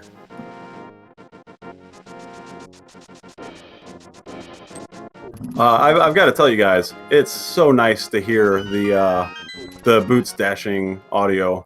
So it's really nice to hear from, Buckshot. Hey, Ether. Ether and Bonk Rocks. Okay, that's one. Buckshot and Vulajin, both grabbing medallions at the same time.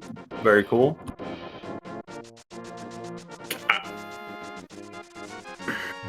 This is it, right? This is the Cane of Samaria. I gotta believe. Yep, Sweet. that's gonna be Cane. That's gonna be Cane. And that is also Turtle Rock access. I believe he's going to go ahead and knock out Pod first, and then head straight up to the mountain.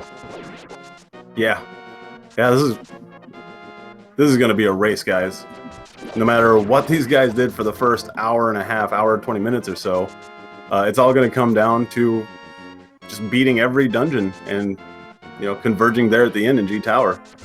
Vulajin Pretty much making up so much time. Wow. All right, so Buckshot Boo is probably gonna finish off Pod here, and at this point in terms of go mode, we know that the flute's on the pedestal. Desert Palace and Meyer Big Keys have got to be somewhere along the way. Yeah, a lot of locations to check within Turtle Rock. Vulajin looks a little lost again, but it's because he doesn't have the knowledge that we do and that Buckshot does about Flute being on the pedestal. If he knew that, I'm sure he'd be heading straight up the mountain. Yeah, Buckshot Boo is the only one that knows that the Flute is on the pedestal. Yeah, the not Ocarina of Time requires all 3 pendants, which these guys, you know, they all have a couple of them already. Man, you got this, Vulajin. But I bet he's going to check.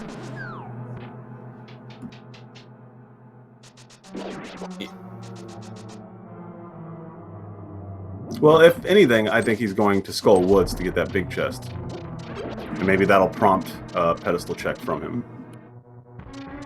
We shall see. Trojan Dude is heading into the Helmetsaur King fight. See how he fares.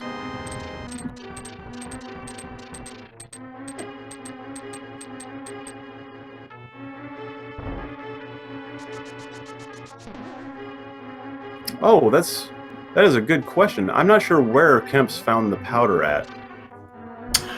I honestly don't remember.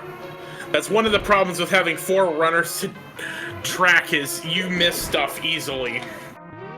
Yeah, sometimes early on, you know, you can kind of keep track of the guy that breaks off from the pack and get a little bit of knowledge here and there from oh, that's where it was. Okay, the big chest. The big chest, okay.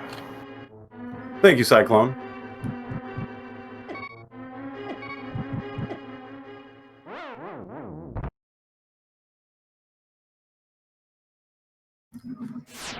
I cannot tell what the Boo death sprite animation or what was it. Just a pile of Boo? No, it looks like it's a graveyard with a gravestone with the letter F on it. Oh, that is awesome.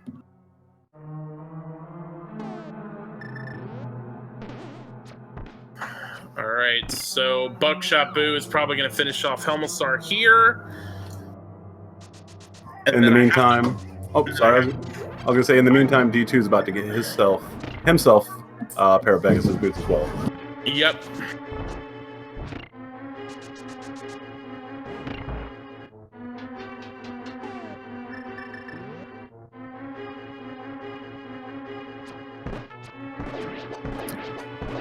All right. Boots incoming for D2. And Vulajin making his way back into pod.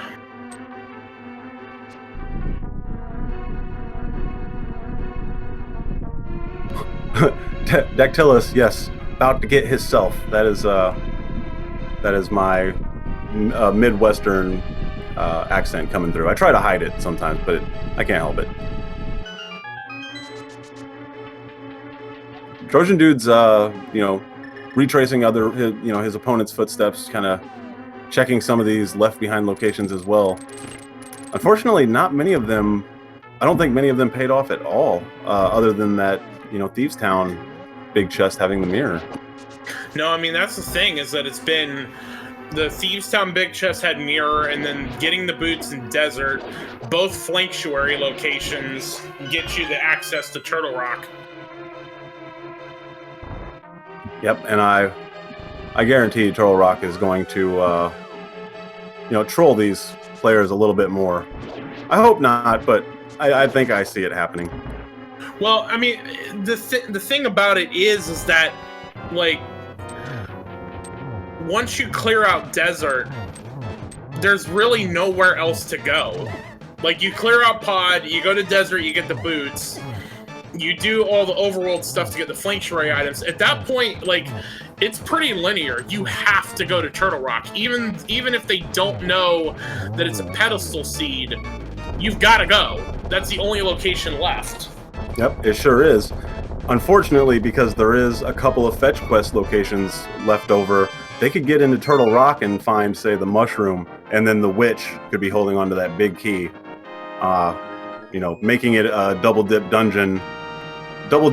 pendant dungeon for the flute on the pedestal. It's just, how awesome can this seed get, you know? Well, for us, not for the runners, but for us. Yeah, this is very trolly for the runners. I'm just glad that the boots aren't in G Tower. They, you know, they got them pretty late, but they did get them. There we go. Back up the mountain Yep. once again, everybody. Mm-hmm. Well, wait. No, he's going to do... I was completely wrong. He's going to do the Batcave first. Yep, looks like it. It's funny, everyone, when you mentioned you were from the Midwest, everyone's been talking about Midwest people using y'all. I'm from the Midwest too, but my girlfriend's from Tennessee, so I have y'all from both locations. The only real colloquialism that I use that... Well, no, I say ope a lot, which is kind of silly. And then, yeah, I also have... I don't say y'all, I don't think. Or yuns. I don't use those very often. Bomb upgrade from the Batcave. So now he's going up the mountain. Most likely. Or not. He's doing this on purpose. I don't think he's done, I don't think he's done, Aga yet. All right, that one location that he can get to. Or the dark room, apparently. Oh, this is actually really smart on his part, knowing that he has a couple left behind locations. It would be really unfortunate to head up the mountain and the Turtle Rock Big Key is, you know, hanging out down here in the overworld somewhere or something. Oh, that's right, because they don't have the big key, they're going to be avoiding Turtle Rock, but I gotta assume it's there. If it's not there, then there's something within Turtle Rock that, you know, progresses to the big key. Well, I guess it would only be Mushroom. That's the only other option. So yeah, if the T-Rock Big Key is not in its vanilla dungeon, then it's at the Witch. Or I didn't think about this. The tower, one of the tower keys could also be in Turtle Rock, and you know they have to come back here and check that second chest in Aghanim's tower. So those two locations. Yep, Zirzi8 corrected me. Yep, and Trojan Dude has done the ped check. He knows the flute's there now. Such great intel to have. It's not as good as being in go mode or no mode, but at least you know when you go into no mode or go mode. It's kind of weird, but it's really nice to have that intel. Mm-hmm. And here we go. It looks like Buckshot Boo is finally going to make that play on Turtle Rock.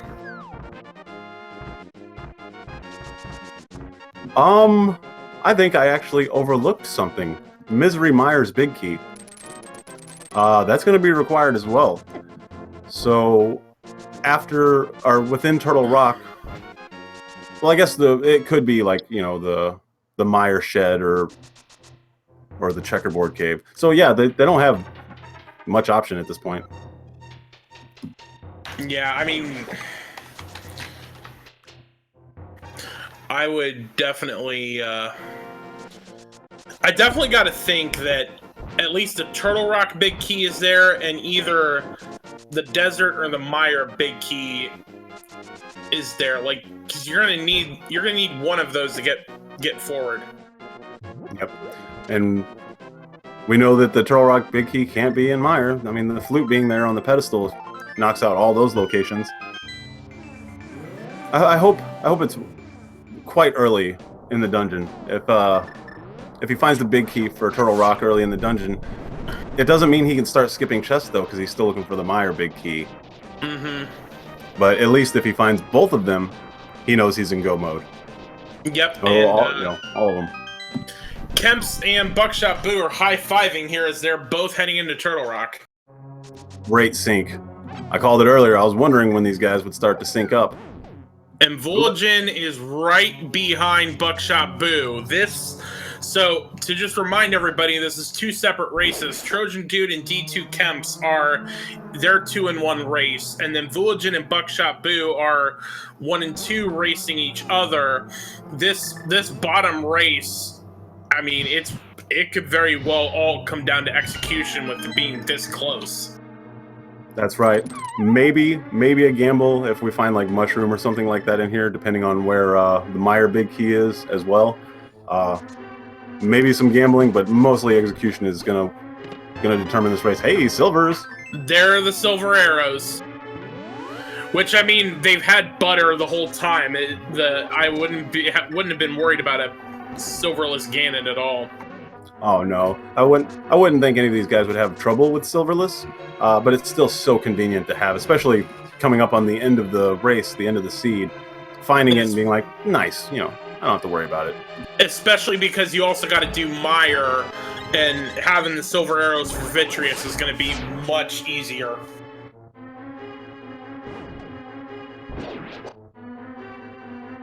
Vulajin showing some really good execution here, making a little bit of time up on Buckshot, just a little bit here and there, but that's a lot considering how close this is. And Kemp's taken off. I mean, he took off really fast.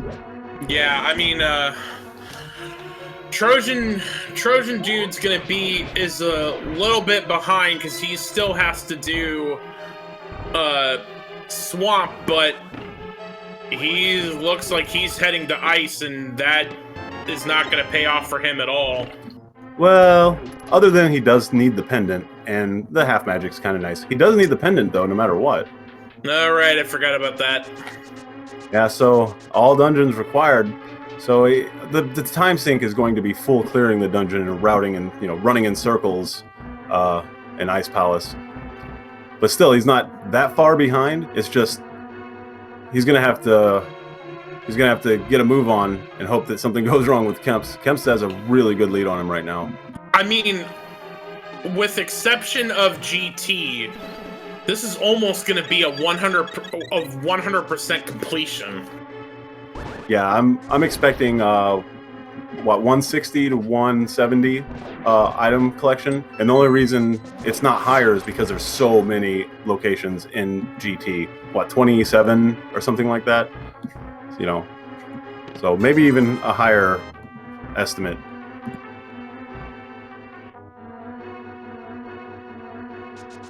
Man, both of our bottom runners getting trolled by that bunny beam there.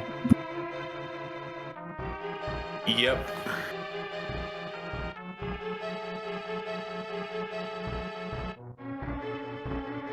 Oh man, vanilla big key location, just giving some rupees. I didn't catch it the first time around with Buckshot. We're gonna get Mimic Cave check here from d2kemps.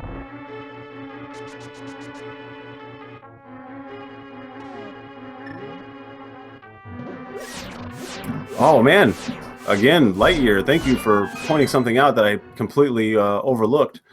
Not only the Mire big key and the Turtle Rock big key, but Desert Palace big key is required as well. So and Mimic Cave had the Turtle Rock big key. Yep. So at least he can knock this dungeon out while he's here. No second dip required. That's very, very fortunate for these guys. I mean, well, but the truth of the matter is that, it's fortunate, but at the same time, everyone's going to have to do it. This is very quickly becoming a linear seed. Yeah, there's no getting around having to check some of these super trolly locations. I mean, Mirror in Thievestown Big Chest requiring what Pod was, required double dip no matter what. I do believe. Just awesome locations for some of these items for us as spectators. Right. Was it? All right, let me think about this. So, Thievestown Big Key was there. And then you go to Thievestown and get the mirror. I don't know. It's too much to think right now. If it actually those pod small keys are just everywhere, just all over the place. So it was probably a double dip required. Maybe, who knows? I mean, all of the runners have effectively double dip pod at this point. Same Dactylus. Wait, I'm sure of it too. Just no idea why. Trojan Dude does get his second pendant. Our tracker Itu Demo reminding us that Hammer was an Eastern. Alright, there's the desert big key. Okay, now let's get the Meyer big key as well. Alright. That's not it. Same thing, just a little bigger. Ah, those are bombs. Oh well. He's going to reset his dungeon entrance here, going out of this cave. That way, if something goes wrong... Oh, no, he's not. Never mind. I thought he was going to do that in case something goes wrong with magic or, you know, health. But I think he's pretty confident in the fight coming up with Trinex. Oh, this is why, yeah, he can just refill his health here. Mm-hmm. Vulajin showing off some laser skips, the walking laser skip strat, which is actually more difficult than the dash one. Doing a great job of it. Certainly. All right, d2kemps making his way into Stony King's Grill and Chill. That Samaria strat that is new to me. I like it. I think it's It also didn't help much. I think it's also the I pulled the wrong item strat. That's exactly what happened, and this fight just got super out of hand for him. It happens. Just have the wrong item out, kind of like earlier Buckshot mirrored while trying to bomb jump. Forgot to switch to it, you know. But looks like Kemps does have it under control now. Yep. And down goes Trinex. Wow, this race is getting really like closer and closer as time progresses. Just 5 rupees and the third pendant. And Buckshot Boo knows that the flute's on the pedestal, so I gotta imagine he's heading there next. Yep, get that flute, immediately head straight into Kakariko to activate it, and you know, just go into Meyer, knock it out. Well, I mean, I guess it would be better to go into Meyer from the back door, or go into Desert through the back door and finish it first. You know, if you can find the Meyer big key before heading into Meyer, it would help out, so you don't have to go searching around that big Dark World dungeon. Exactly. All right. Great fight from Vulajin. Both first and second cycles were really clean. All right, so here we go. Buckshot Boo's. I'm very happy that Buckshot Boo's got the sound right now. So we're gonna unstuck the flute, and then we're gonna unstuck the duck. Oh, I'm giving you the full stage, good sir.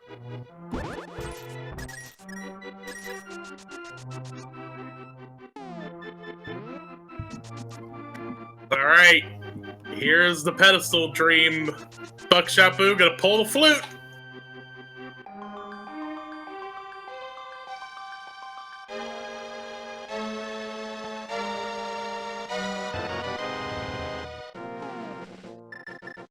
There's something oddly ironic about pulling what looks like the Ocarina of Time from the Master Sword pedestal. This is just messing up Ocarina's timeline, isn't it? Pretty much. And you had to get 3 pendants to get into it. That's so weird. So weird. Alright, so real quick, Kemps is doing Desert first, but ladies and gentlemen, at this time, we ask that you please rise and remove your hats. It's time once again for the playing of the National Swag Duck Anthem.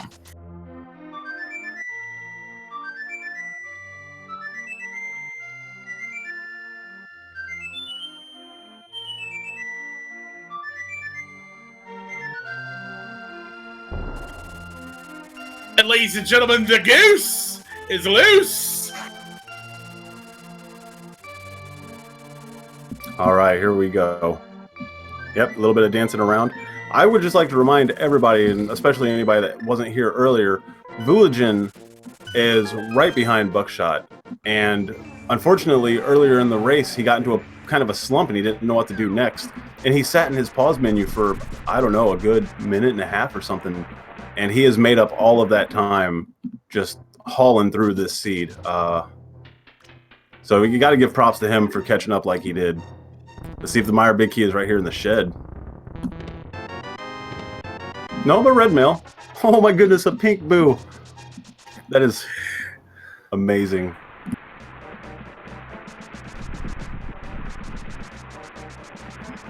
I'm half expecting Land Molus to have the Meyer big key.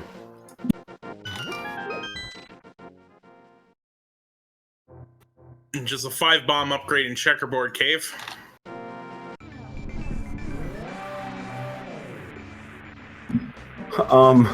Just to reflect a little bit, the uncle had the GT big key, and then we had to do all of the dungeons, or they had to do all of the dungeons. That's quite nice. This is quite the trolley seed. Meanwhile, d2kemps and Vulajin are heading into the Lammeless Gyro truck.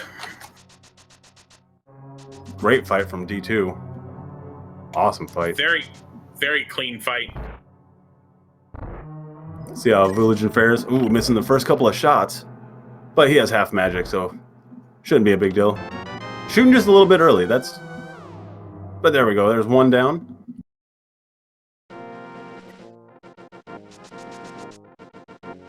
Nice. I mean, you got the silver arrows. That one shot's Lammeless. Yep, but if you don't trust yourself, you're not confident with those silver arrows, shooting and missing a silver arrow just causes so much lag, and you have to wait for it to stick into the wall to shoot again. Half magic and fire rod, you can just spam away. So either way, it's pretty great. I prefer silvers myself, but I know how painful it is missing shots. All right.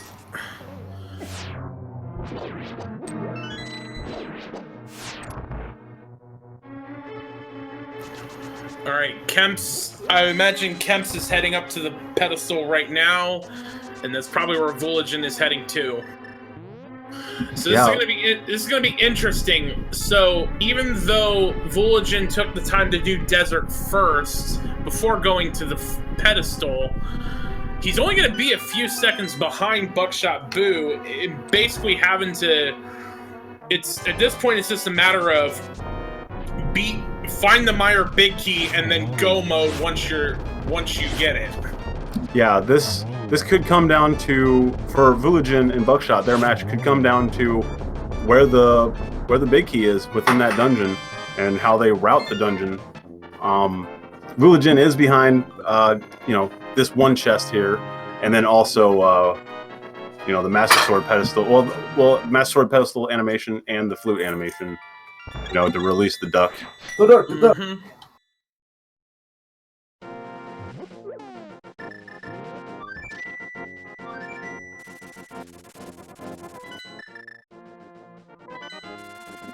Have a little bit of trouble with the bomb jump, but he's got it.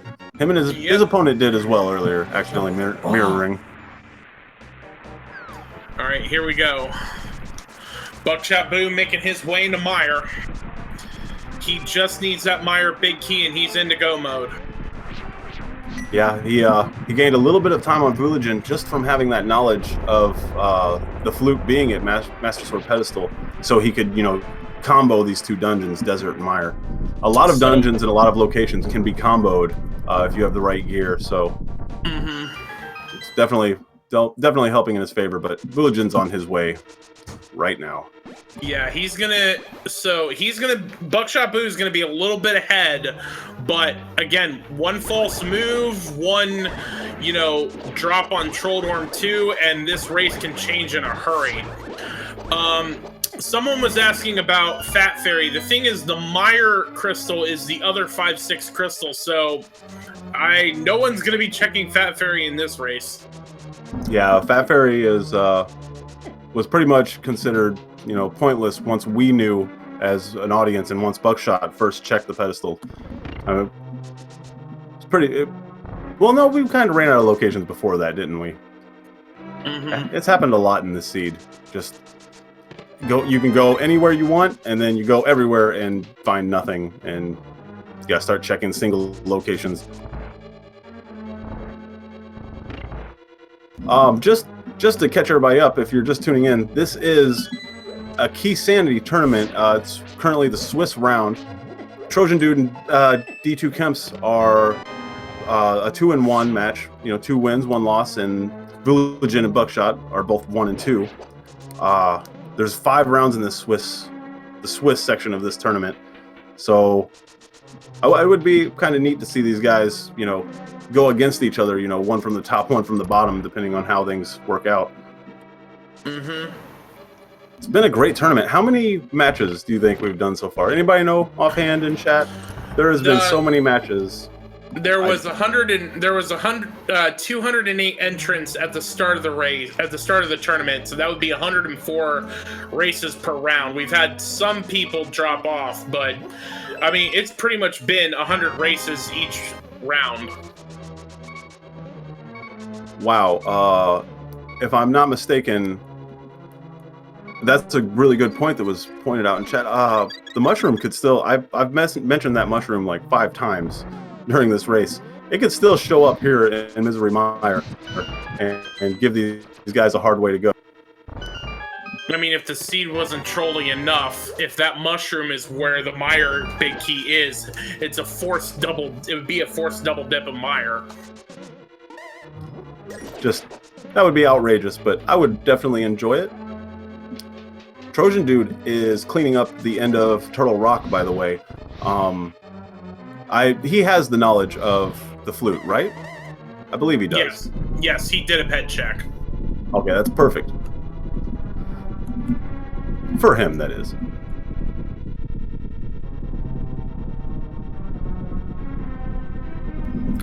Buckshot is... He cleared out a little bit of mire first, and then he's going to head downstairs. He could have alternatively headed back to the east side after hitting that crystal. The crystal switch. Ooh, mushroom. Okay, so there is one item left. If that big key is not there, that mushroom's got to be it. Okay, so I'm hoping that it's here in Mire. Just because I've mentioned it so many times, I feel like I should, take back my commentator's curse just in case. Well, here you go. Moment of truth. Womp womp. There we go. Oh, no! They just also got the Aga Tower key. It could be in the dark Aga chest. Yep. A couple of options. I forgot about it again, yeah. That's... Yep, fluting in Dark World. It only works after you beat up the wizard. If this seed wasn't trolly enough, the last big key... Here we go.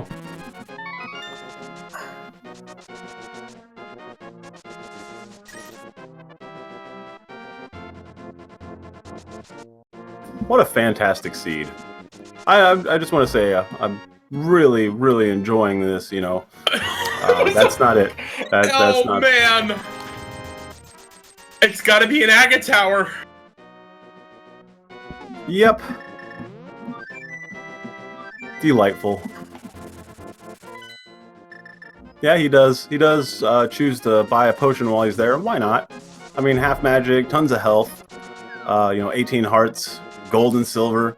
But just buy a potion anyway, just to make sure no shenanigans take place when he's finally up in G Tower, Now, we've been talking about ways that Vulajin could make up a little bit of time. This could be one of them. If he chooses Aga first instead of Mushroom, that may help him out.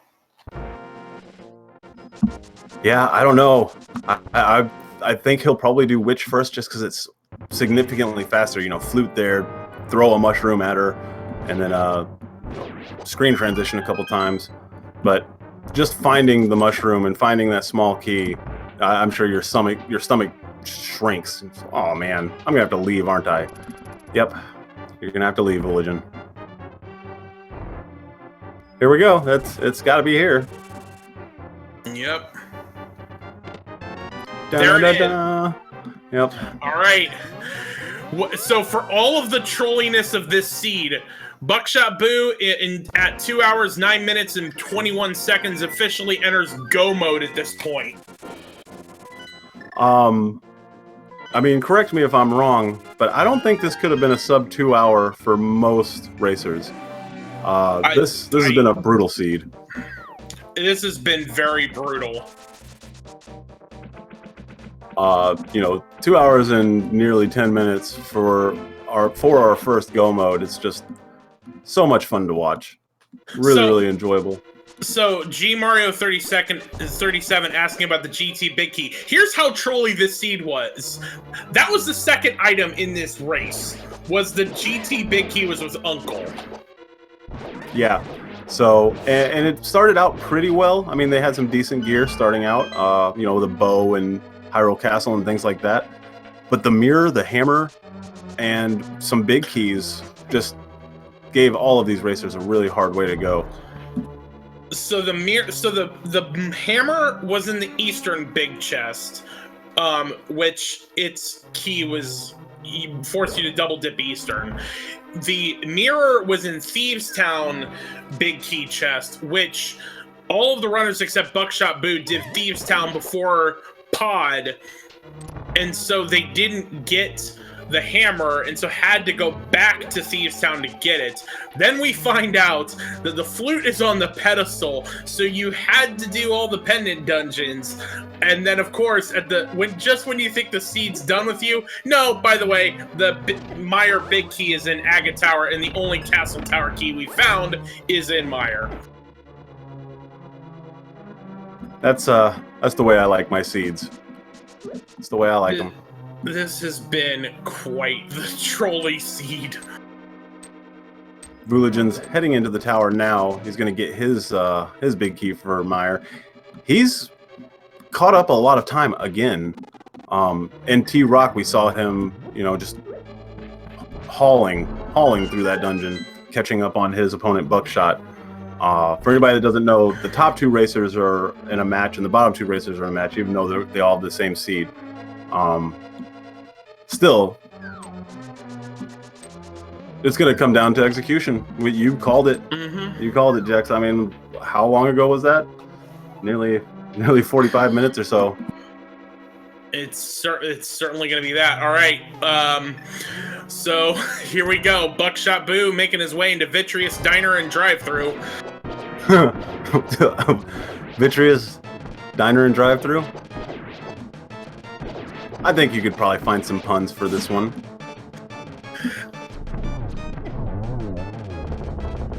All these puns are about a week and a half to 2 weeks old, so I'm still working on some of them. Oh, some of them are golden. Some of them are perfect. I still can't get over Blind's Bistro. That's definitely my favorite. Thank you very much. All right. Buckshot Boo, with getting that 7th crystal, is now on his way to the Gauntlet of Ganon's Tower. Yep. While Vulajin is in Meyer 2, having a little bit of trouble, but he is through. All right. There are 22 chests in Ganon's Tower where the GT Big Key is not, because it was the second thing we found in this entire race. So no GT guessing game. While Buckshot Boo makes his way to the Gauntlet, let's give one final shout out to our trackers. Let's see, we have Cyclone and Itsu Demo. They've done a great job tracking all of this insanity here. Be sure to give them a follow on Twitch, as well as all of our runners, Trojan Dude, d2kemps, Vulajin, and buckshotboo24. And be sure to give a follow to my co-commentator, the OK Guy, as well as myself, Jex Reffy. Oh, for sure. Just anybody that's involved in these tournaments and, you know, everything that goes on A Link to the Past randomizer channels and the speed gaming channels. Just follow everybody. So much amazing content constantly thrown at us, and I can't get enough of it. I really can't.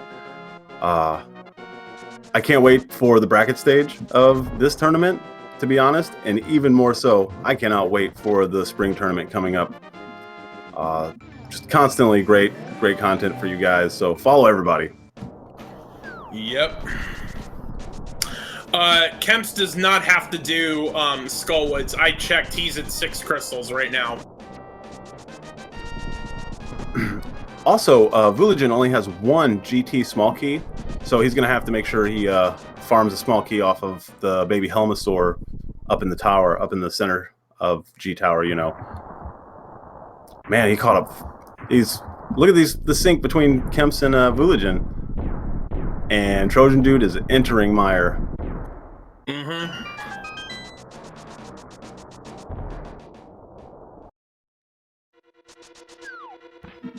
Here we go. All right, here we go. And Vulajin and Kemps basically at the same time heading up, getting their 7th crystal and heading to the gauntlet. However, as to reiterate, this is 2 separate races. Buckshotboo and Vulajin are racing each other at 1 and 2. Trojan Dude and d2kemps are racing each other at 2 and 1. So we are going to have 2 winners. To answer a question from Dark Hunter 266, sometimes a seed will just force you to do things in either a linear or a slow fashion. Things like not having mirror or hammer, and Dark World exploration becomes a pain. You have to go to Kakariko Village just to get into Dark World, and especially without boots, just walk around everywhere you need to go. North, South, East, and Dark World all required these guys to go to Kakariko multiple times, because they did have Titan's Mitts and the mirror, or in the Pearl, but Hammer and Mirror eluded them for quite a while. Not to mention there have been a lot of backtracking and forced double dips into dungeons, or going to one dungeon for progression into another dungeon, and it just eats time. And another thing is, once you're down to just 1 or 2 items before you're in go mode, you don't want to head into a dungeon without a big key, so you start clearing out those single locations you left behind, and that eats a lot of time as well. Yep, and this, with how close these runners are, Buckshotboo and d2kemps have the lead in their races, but one full step, and this race can change in a hurry. So we are nowhere near done yet. No, this is all execution at this point. A little bit of RNG when it comes to like Aga 2 and the patterns he gives these guys, but yeah, they can't afford like a bad Aga fight, or a fall to Moldworm 2, or a fall to Ganon. Oh my goodness, can't afford that at this point. Although Buckshotboo, his execution on the gauntlet so far has been very impeccable. Yeah, these racers, they don't know where their opponents are at all. The only thing they know is that nobody is done yet. They have not finished in the IRC.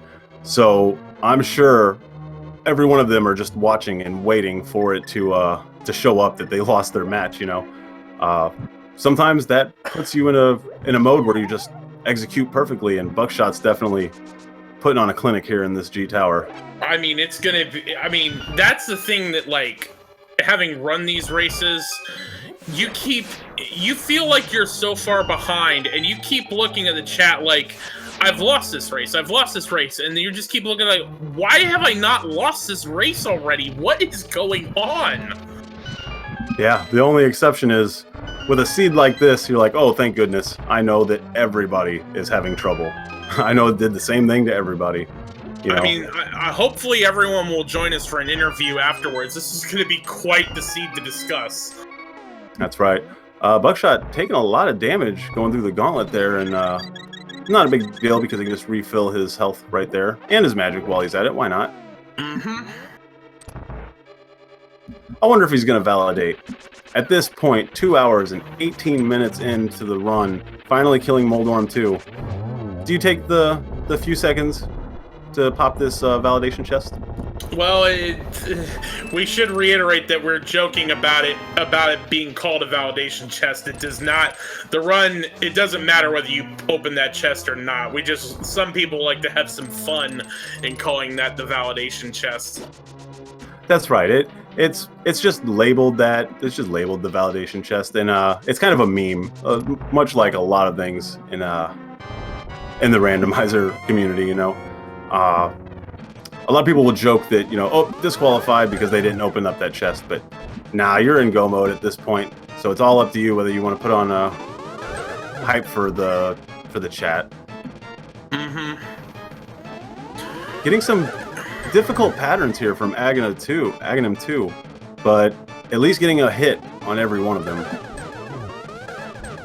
There's a double. Yep.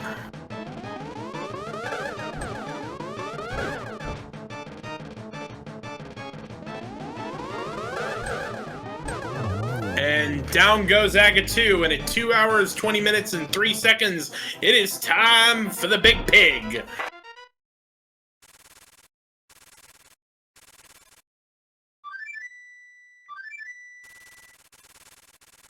Vulajin is hot on his tail.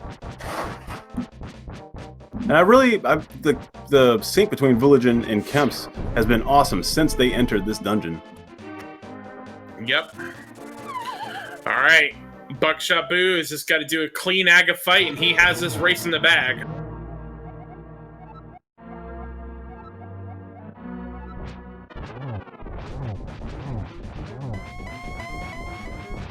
There's the first cycle down for Ganon, or for Buckshot on Ganon. And he's gonna have phase 2 done already. Yep, he actually slashed, I think, twice as many times as he needed to, but just making sure that the giant pig is going into the third phase. Yep.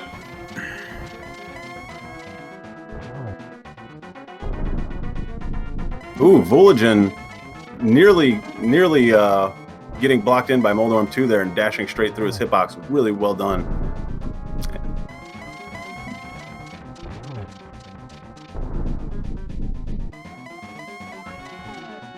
Four silvers. That's all that's left for Buckshot. There's one. He's got the torch glitch. Whoa, that was really sketchy. Yeah, 2. 3. Oh no, Buckshot. He got greedy and went for a double shot from below Ganon. Oh man. Buckshot needs to climb the pyramid as fast as he possibly can. That one mistake that could change this race. It just happened. I even knew, I saw how risky he was playing it. He, slashed immediately for that second arrow. Curly, you're asking why he would do that, because you can get double hits on Ganon whenever he's frozen, but he can't be against a pit. So he tried to go below Ganon and shoot him north to get 2 hits and finish it. Oh man. Oh, this is gonna be so close. Vulajin is just gonna pretty much be one phase behind Buckshotboo.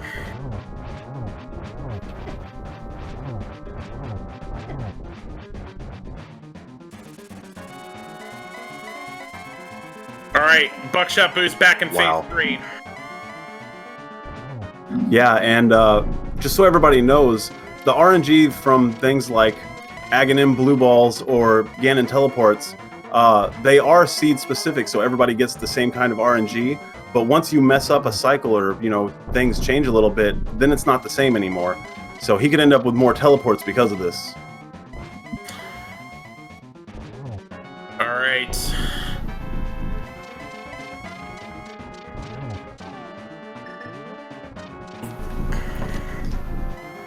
Alright, Buckshotboo's first into phase 4.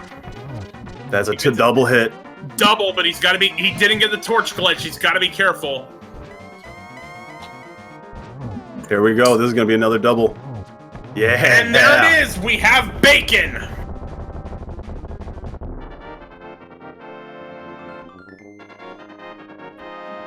I still can't get over that pink Boo sprite. Look at that smile. That is absolutely adorable. All right. And with that, we have an official SRL chime of 2 hours, 23 minutes, and 59 seconds. Spam those GGs in chat. Time for another one? I don't think so.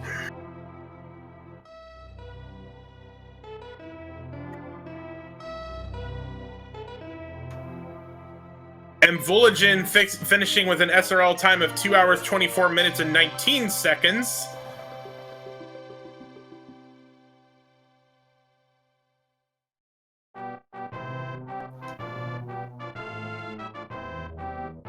And there is d2kemps done. Once he gets in the door, we'll get you the SRL time there. Oh man, this was a fantastic race, and I cannot wait for Buckshot to find out how close it was to him whiffing that fight there at the end, or whiffing the entire match. He got back in there. And that is the official SRL time of 2 hours, 24 minutes, and 49 seconds. Yep. And let's not forget Trojan Dude. He did get caught up a little bit there at the end, or in the middle of the seed. It can happen to absolutely anybody, and he is a trooper and continuing on. Yes. Crazy seed. And so all at once we have buckshotboo, Vulajin, and d2kemps joining us in chat. Gentlemen, good job on one of the trolliest seeds I have ever witnessed. Yeah, that was bad. Hey, Vulajin, you beat both 2 and 1s. Yep. Good game, guys. For real. That was brutal, but a great show for sure. I'm gonna have to watch that back because of how bad that was. Christ. You seriously, I recommend you guys watch this. This was a very intense seed. I mean, So we all finished within a minute of one another, so what the heck even happened? Go ahead, Kemps. What is Trojan guy missing? He's in G Tower. He's right past the Ganon Ball Z room right now. So What heading was into he- Gauntlet. I'm honestly, so much has happened in this race, I don't remember. It was really the same thing that happened to everybody, where you don't want to go up to T Rock without the big key, so you kind of clear all those locations left behind, and he just had some more left behind locations than you other three guys. And then let's kind of give them the story, because obviously they've been in the dark with all this. So buckshotboo did not go to Hyrule Castle and get the bow, so he ended up doing pod before doing Thieves Town, which all three of the other runners did Thieves Town first. So buckshotboo, when he went to Eastern and got the hammer, he did Thieves Town in one run and got the mirror, and all of you had to go back and get the mirror, which Trojan Dude took the longest time to go back and get that mirror. Yeah, that cost me multiple minutes. I ended up in pod with a 4th key, and I was like, let me check. It was literally a 1-key trip. I was like, let me go do this, and then I just did not remember that chest. I had to sit there for like a minute and a half. If I used the map tracker, I would have won this race. we saw you. There was a moment where I was wondering if you were frozen, and then like when you went out of the save and quit menu, it was like, no, I have to imagine you were like, what in the world am I missing? Yeah, go ahead, Kemps. From 30 minutes in until like we got the mirror, I was just going for the entire time, where's the mirror? For the love of God, it is the only thing blocking everything. Yep. Interestingly enough, Buckshot actually did a pedestal check early on, so he got to a combo Mire and Desert at the same time. And Vulajin, if you'd have had that knowledge, you would have also gotten that minute back from the mirror stall there early on.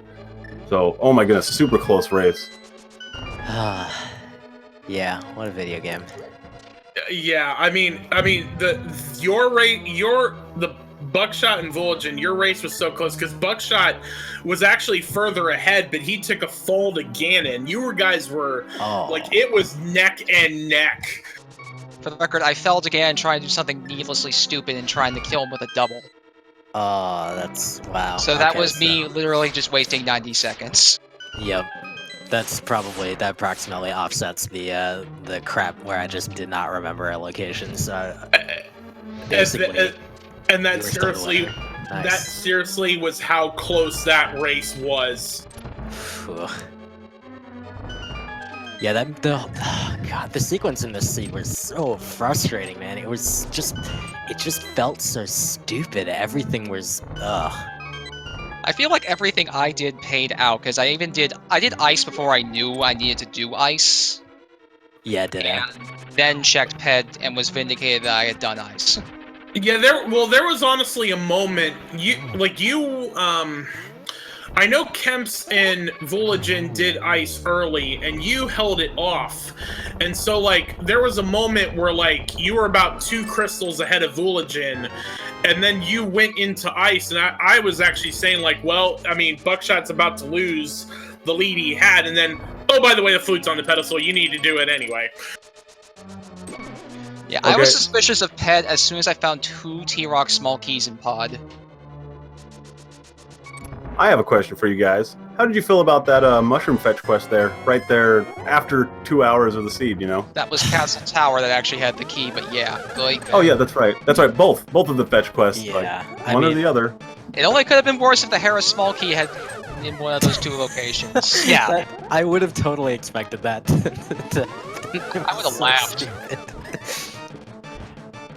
I didn't I even don't know, consider it's the like- basement of Hera. I didn't even think about it. Holy moly. Yeah, I It think was that's like the only dungeon or overworld location that I did not check was it was Hera and Pyramid Ferry. That was it. Every I think- other Yeah, location. nowhere else had to be checked. Ooh. Yeah, I mean, I don't mind pedestal seeds. I don't mind trolley seeds, actually, usually. But wow, this one was just like...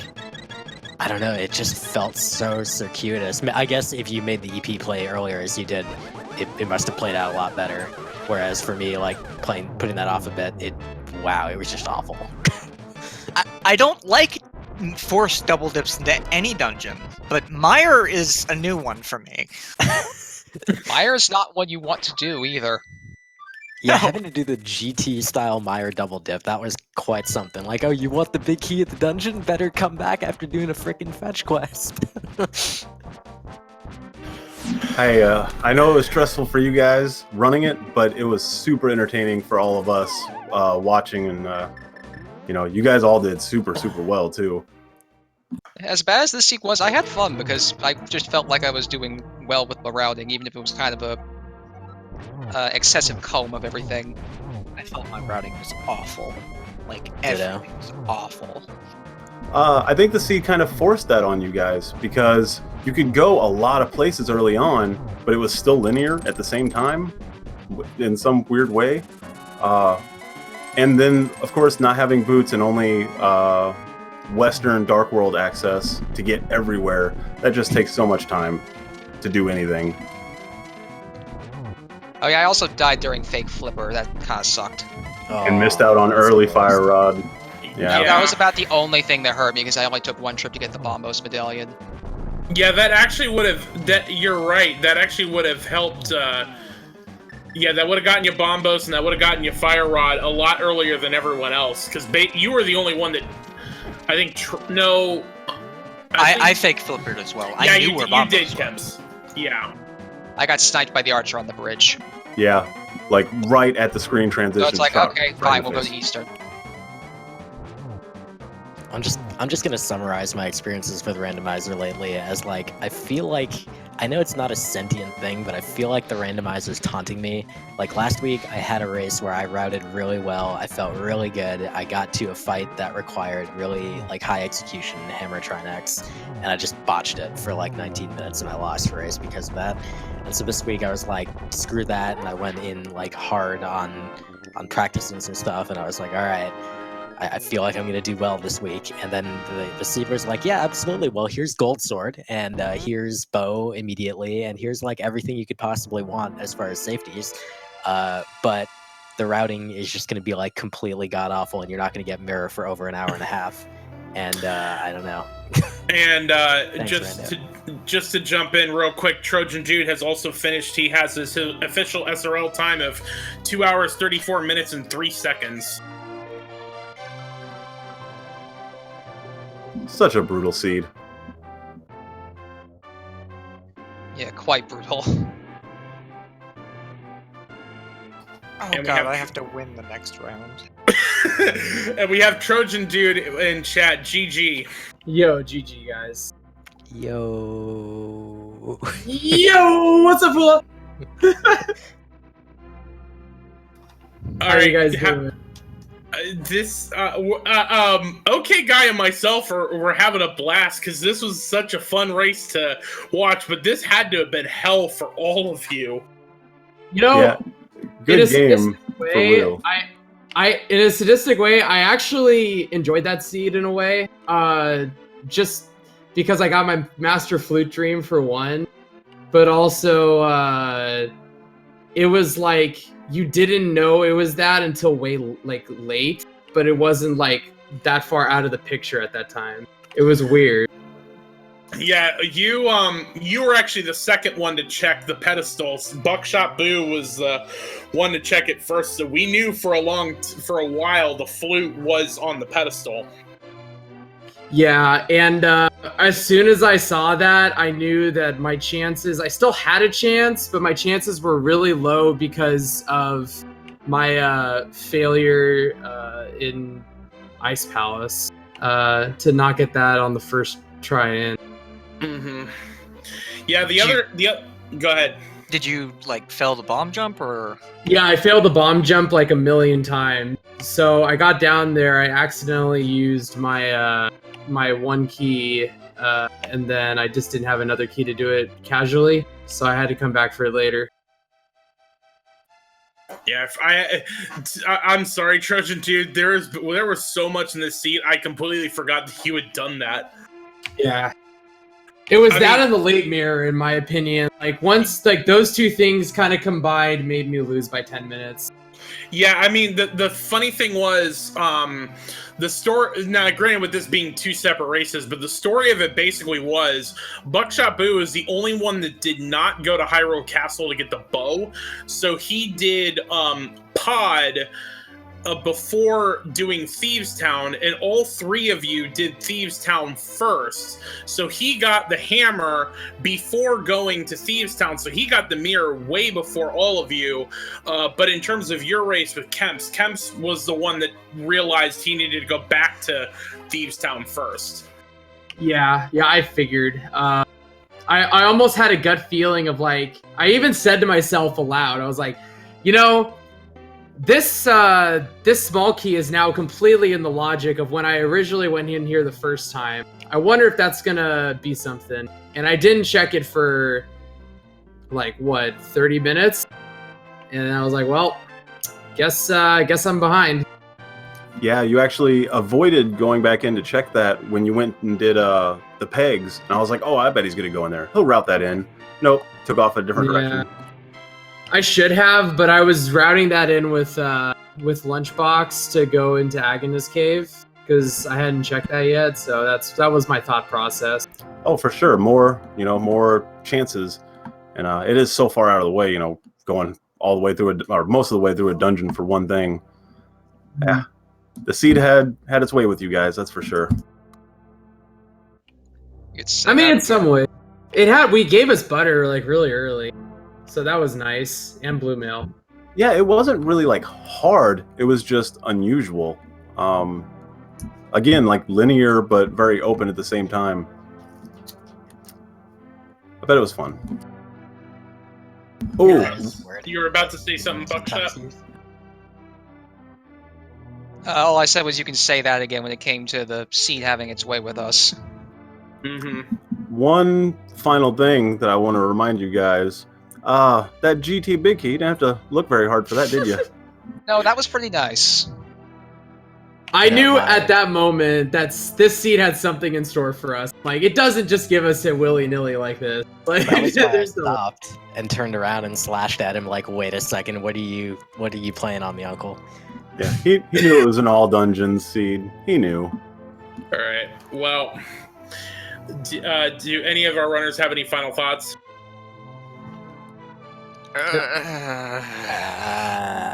No, just GG to Kemps for winning, and good luck with getting to the tiebreaker one with one more win. Yeah, good luck to Kemps getting to the tiebreaker round. Thanks, guys. GG Boo. Mm-hmm. I would certainly recommend you guys go back and watch the VOD of this. This was, to see all four of you going at the same time, it was quite the seed. And Kemps, I also have to say, you've been asking something of me the last two times we've commentated. just go check when Buckshotboo got to Argus. I have something for you there. Okay. Oh lord. All right. Okay, guy. Any final thoughts? No, I mean, what can be said about this seed that hasn't been said? Good game again. Trojan, good job, sticking it out. After seeing the finishes and being like, oh, what did I do? I didn't. I forgot about the ice too. I forgot about the Ice Palace shenanigans. You guys put on a great show. Everybody really enjoyed it. Hopefully your seeds are better, moving forward in the tournament. Yeah, thanks for the commentary, guys, and for the tracking and restreaming. Mm-hmm. Yeah, thanks to all sure. you guys. Yeah, thank you guys for putting on such a good show, and hopefully see you again in the future. I think some of us might meet up. I have to win my next match though. But anyway, thanks to you, Jex, for co-commentating. Thank you for taking the helm for me for most of the time. Of course. So be sure to give let's give one final shout out to our runners, Trojan Dude, d2kemps, buckshotboo24, and Vulajin. Please give all of them a follow on Twitch, as well as our trackers Itu Demo and Cyclone. And my co-commentator, the OK Guy. I am Jex Refi. All of you have a great evening after watching this amazing race. Thanks again, everybody. Have a good one.